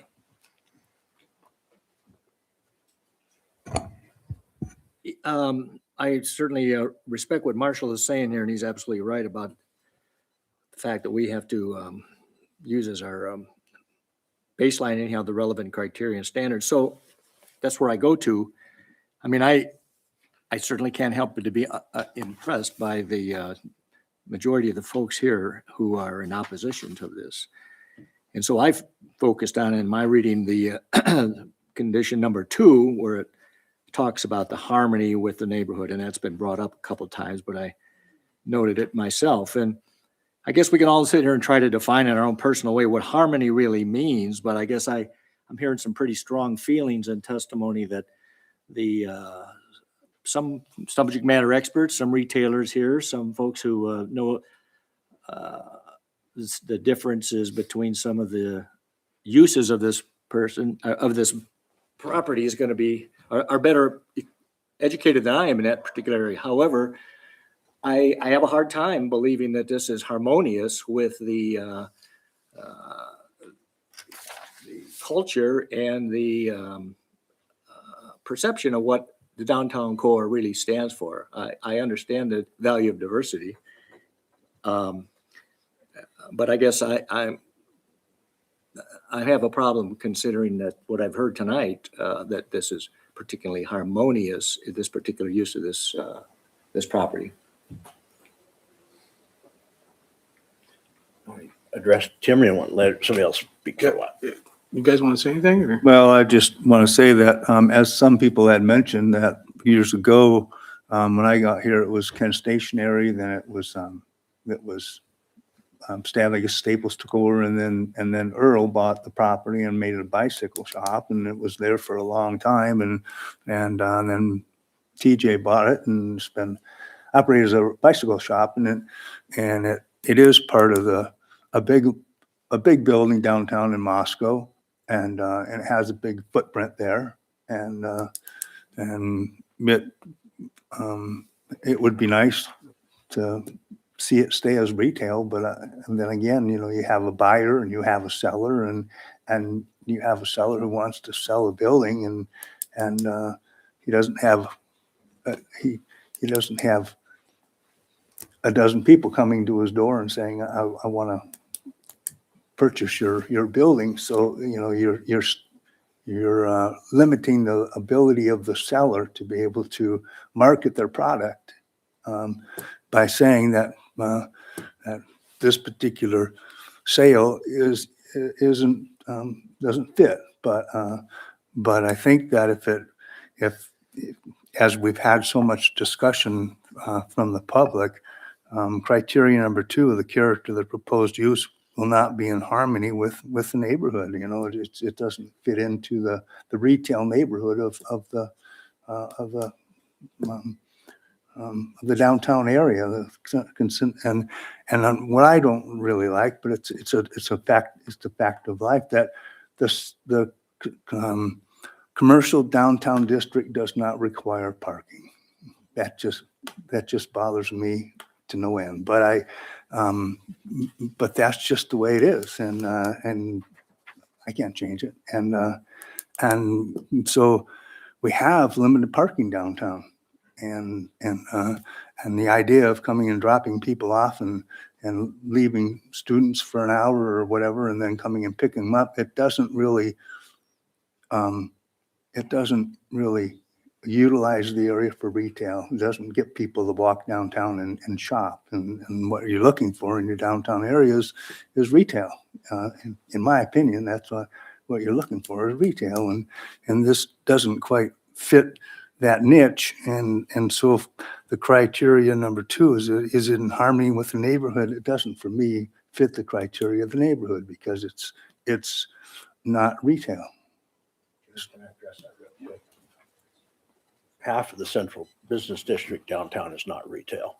Mhm. Got attorneys' offices, architectural office, insurance offices, designers, restaurants. Well, restaurants are retail, but there's many factors of the central business district that aren't just retail. Right. Yeah. Yeah, I totally agree.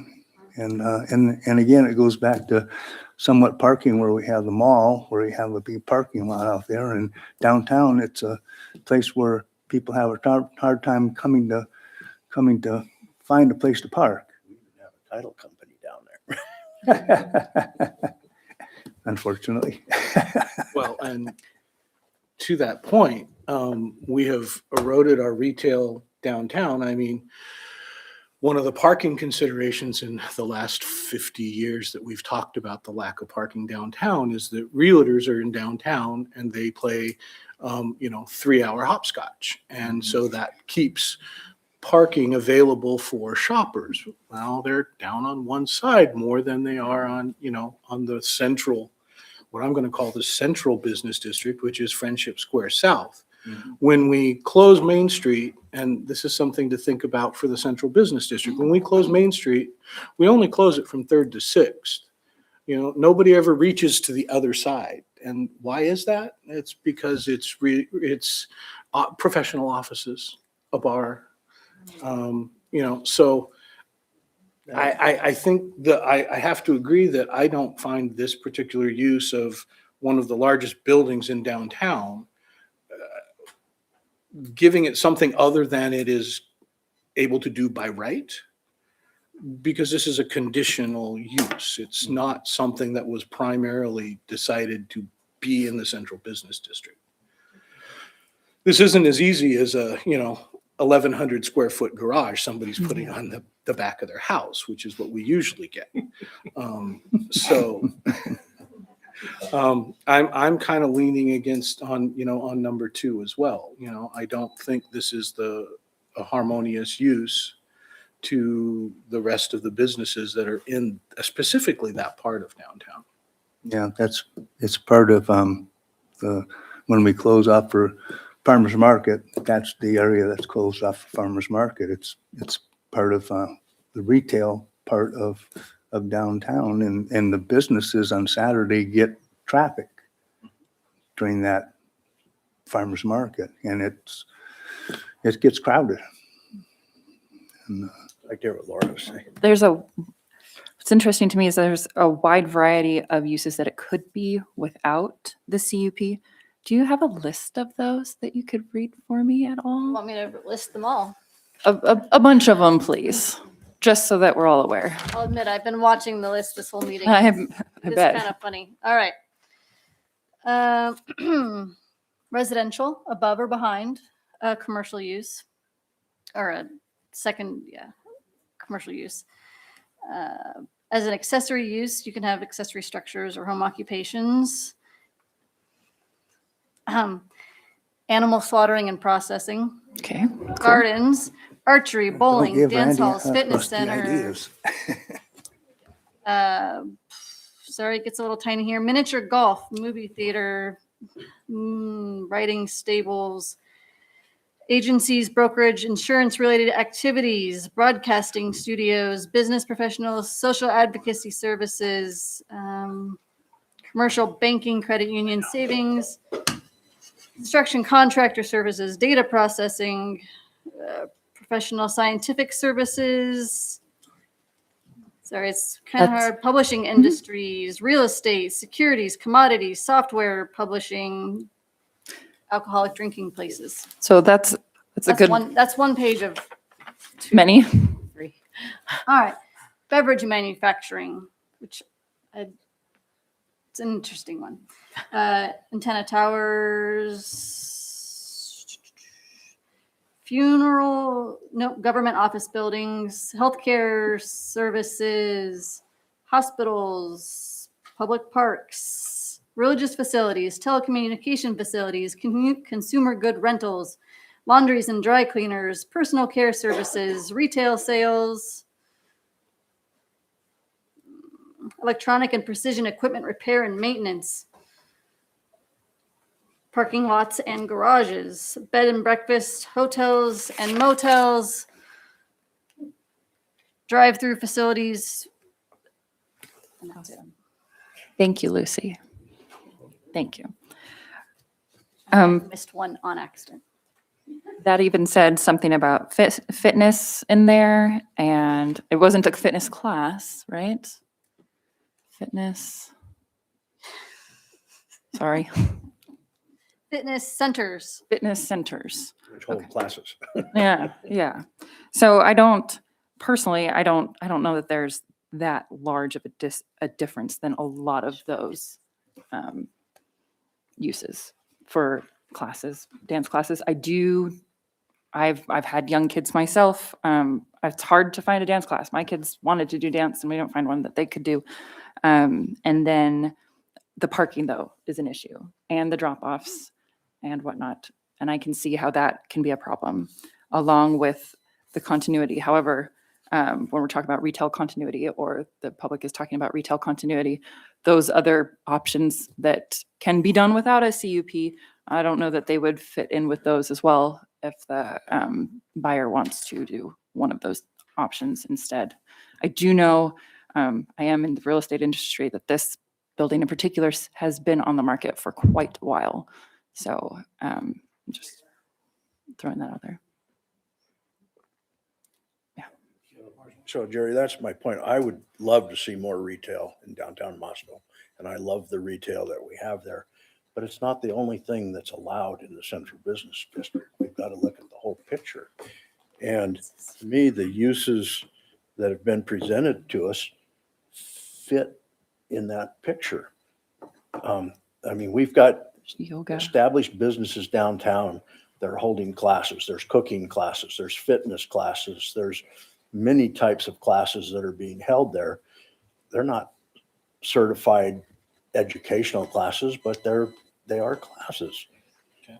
So for my response to that would be, for example, Ampersand does cooking classes, but they are primarily a retail space. So I could, it would be easier for me to, if there was something that was going to create traffic, and the traffic that we're looking at is, 4 times 8 is 24, and then another maybe 24 in a dance class and a fitness class. Even the fitness center has more than 48 people a day going through it. And I feel strongly, and, I felt this way, back when I was in the chamber, our biggest complaint about downtown is parking and a lack of retail. And those are the two things that right now we can't deal with the parking. But to me, this is an opportunity to say, yeah, retail is more important, or a slaughterhouse. I mean, I'm okay with that. Be kind of interesting, we get fresh beef. There used to be one, Jerry. I'm sure there was. That's why it's in there. But I guess, I mean, I'm not really making light of it, but at the same time, I think there's within that cacophony of list that Lucy read, I think there's something in there that would fit without having to get a conditional use permit, which, as we have been told, and I was actually under the impression falsely that it's forever. So we don't have to make it forever. We can condition it. We can condition it with. So put a time limit on it and see how it goes. I guess I would just add to this discussion that one of the things, maybe in addition to what we what all of you have been talking about related to number 2. I'm having some trouble with the squishiness of this business plan. And I'm using that term because it just seems very nebulous to me. It doesn't seem fully ironed out, and I'm not quite sure why you would purchase an expensive building in the downtown without more of an ironed out plan. That isn't something this board looks at. I understand that, but the issue is that condition number 3 is that we're supposed to determine if the conditional use permit can be granted based, because we determined that it will not generate nuisances or be injurious or detrimental to the adjoining properties, or the neighborhood, including but not limited to noise, dust, glare, vibrations, odors, and the like. And I just don't know that any of those things have really been sussed out. There's a comment in one of the criteria about how the masonry walls will shield neighbors from noises. So it says, has anybody played a violin in there? That's like the lowest tech version of checking to see if you have a nuisance that bothers the neighbors. And What about a bar that has a band? That Use of right. Right. But it's true. There's bars that have a band, And there's residents downtown. and there's residents downtown. So it is different when you're talking about actual accomplished musicians versus somebody playing the violin for the first time. Well, I think we need to focus on what's on our plate. We can't focus on, well, what if this and what if that? We need to focus on what's been presented to us. Commissioners, if I may, I would recommend as a way of starting forward is looking through your relevant conditions and standards one by one and determine if you feel that this application meets those relevant conditions and standards. And if you feel that they do, why? And if they don't, why? That will provide us a good record to move forward with. Well, would you prefer to have a motion first and then carry on with the relevant criteria? I think that would get us off. I think it's at the discretion of the board. It's really at your feelings of how you feel. It may, going through them one by one may help facilitate you getting to a motion, but you could also make a motion. But I would encourage that whatever motion you make does include the relative standards that you are using and applying or finding them to be amiss on. And also, just to clarify, I misread the tiny type. Slaughterhouses are not allowed, but right below that, market gardens are. Okay. But bowling alleys. But bowling alleys are okay, so, and we could use one of those too. How do you want to do it, Jer? It's up to you guys. Let's do Want to make a motion, we can go there and we can move probably backwards, or we can start at the front. I mean, we've already talked about, the relevance of number 2, so. Yeah, okay. I'll make motion that we approve the conditional use permit with a condition of a time limit of 10 years.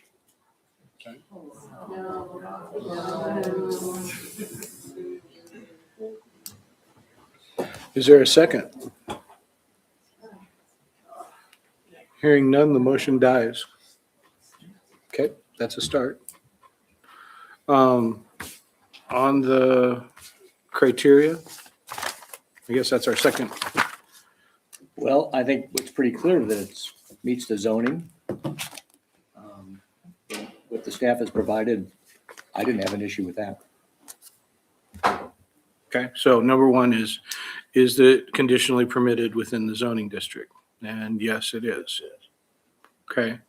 Number Well, it 2 is with a conditional use permit. I mean. Well, it yeah, is- but is the conditional use permit within the zoning district? So yes, that part is. Okay, but it is a conditional use. Yes, I agree with you on that. Number 2 is the character of the proposed use will be in harmony with the neighborhood and surrounding land uses. And okay, you guys got your chance to talk. This is our time to talk. We don't need the echo chamber in here. It's hard enough working on it already. So just be nice. What I would say to this, Jerry, is I believe it's in harmony with most of the other businesses in the zoning. I don't know that it needs to be in harmony with every one of them. Okay. I guess I've already made my position on this. I mean,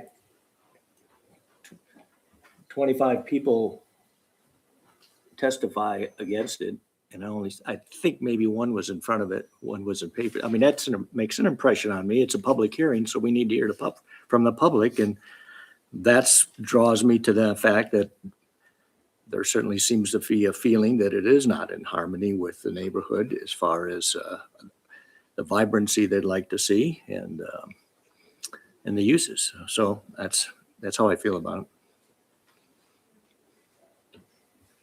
Yeah, I kind of agree that the character of the central district, commercial district, to me is real is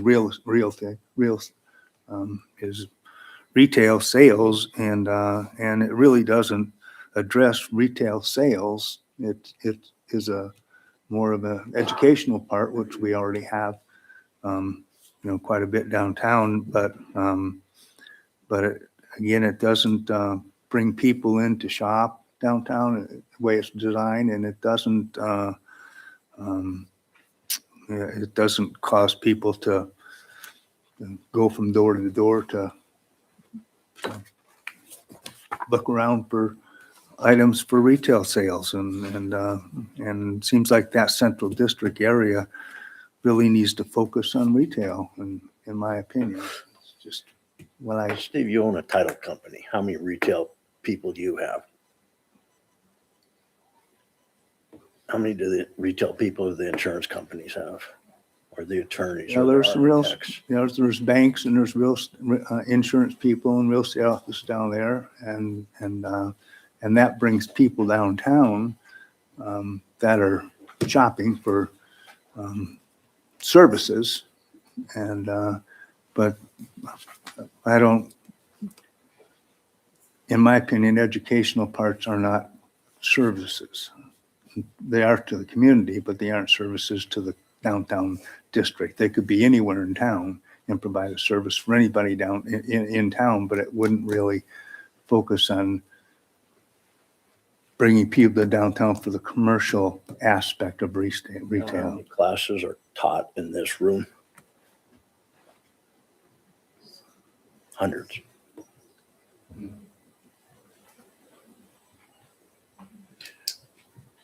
But again, of those hundreds of those people go down and partake of downtown in those meetings. Hopefully.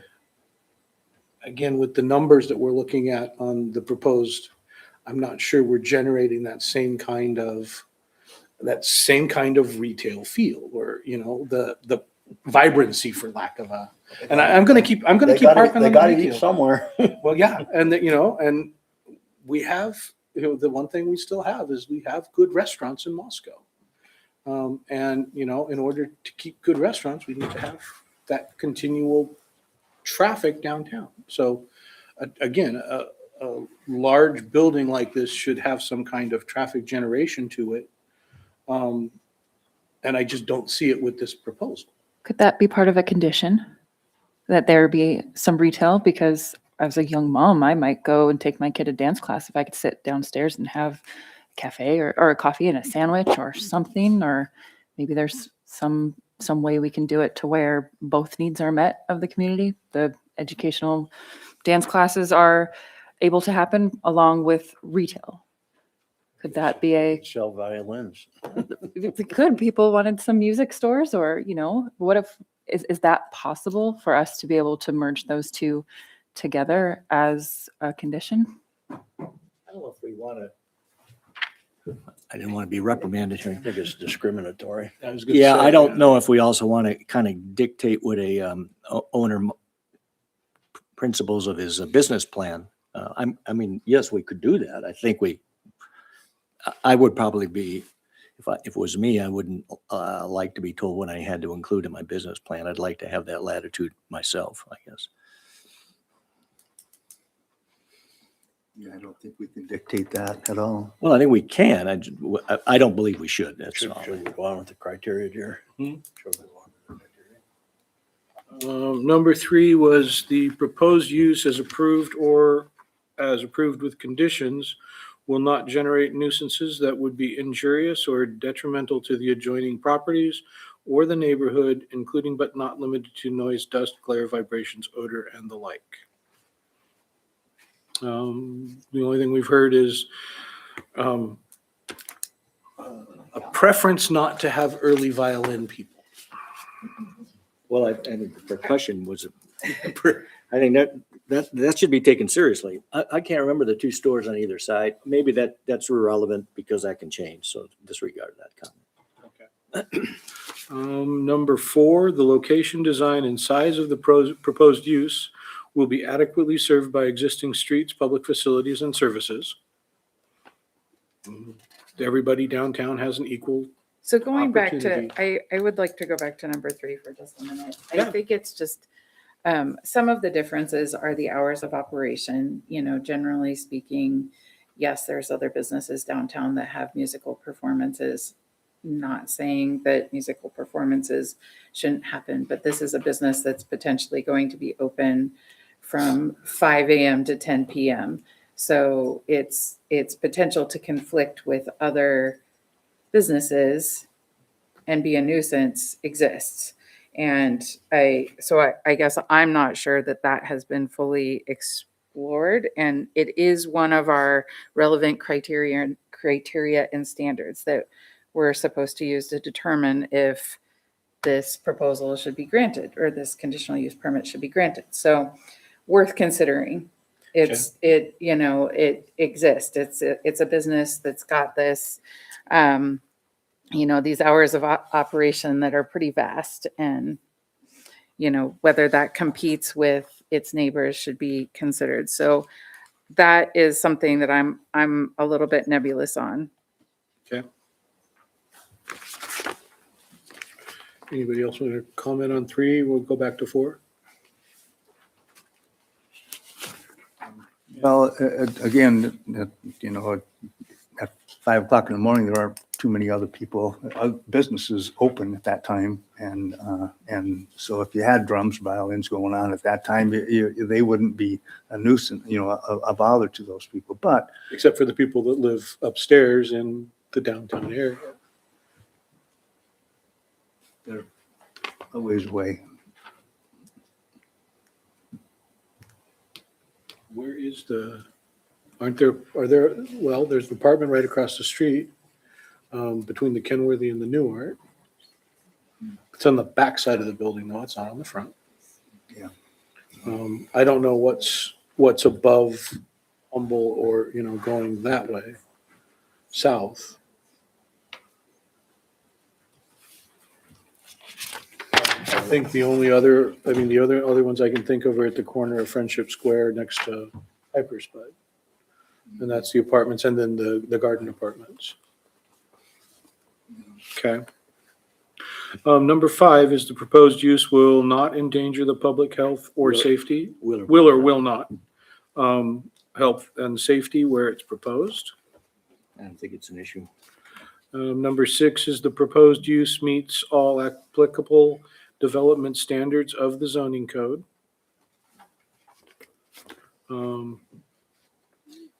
And the proposed use will not be in conflict with the comprehensive plan. And it's not. Correct, it's not.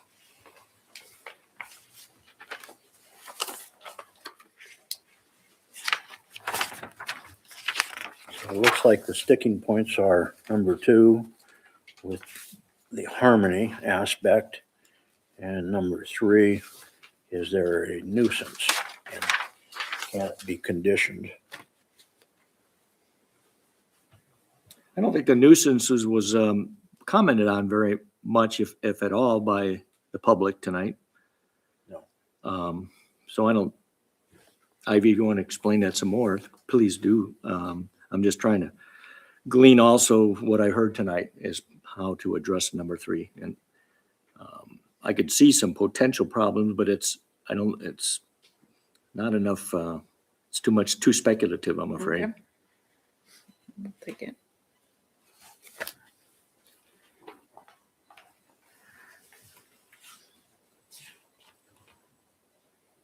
Well, I guess I'll make a motion that we disapprove the conditional use permit in the fact that it is not supported by a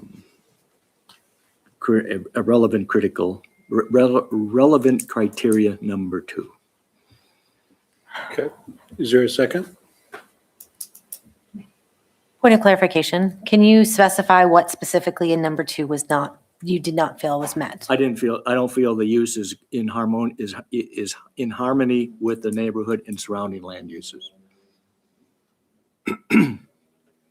Is there a second? Yeah, I'll second that, just to see where we go See with what it. goes. Okay. It's been moved and seconded. Further discussion? Well, I think it is in harmony with most of the zoning in the neighborhood.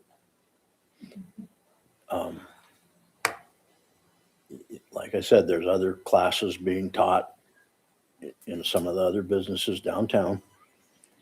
And the aspect of the church is not an issue. Right. So I guess I would disagree with that.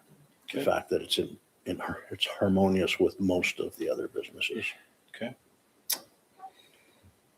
Anyone else? We could also consider, I mean, they have presented that there's, 4 students per hour. We can have conditions that align with what has been presented, if that will limit the any conflicts. I'm also a little bit unsure that the existing streets, public facilities and services adequately serve this. Okay. Well, that one that's a gimme because It's a nobody, gimme. everybody has the same hunting permit to go find parking out there. Yeah. okay. And that we can't require parking and the streets are what they are. There is a city parking lot. So yeah, I'm going to say that one's probably a no-go, Off the. non-starter. You're right.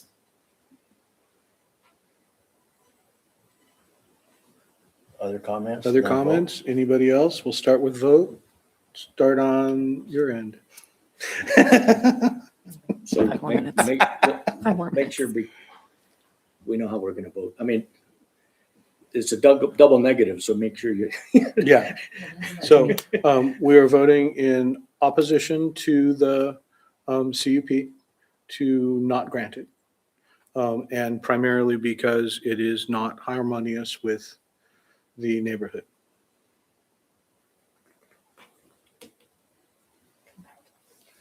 All right. Start. Steve, you start. I'll come back to her. Aye. Aye. Aye. No. Aye. No. Okay.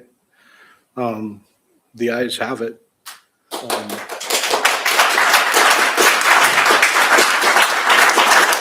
The conditional use permit is denied.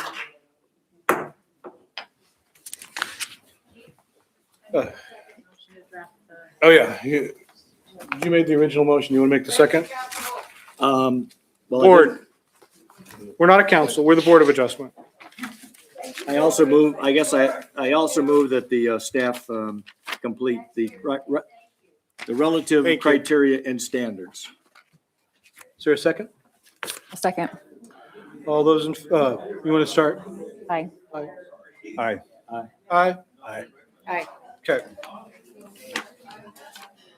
Okay, folks, we got to finish up this meeting here. Can you? Yeah, you can leave. Yeah, Can we leave?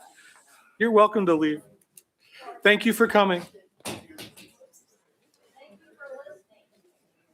Yes, thank you. Any announcements or reports from staff? No. We have this follow-up meeting next week Wednesday, right? on Wednesday.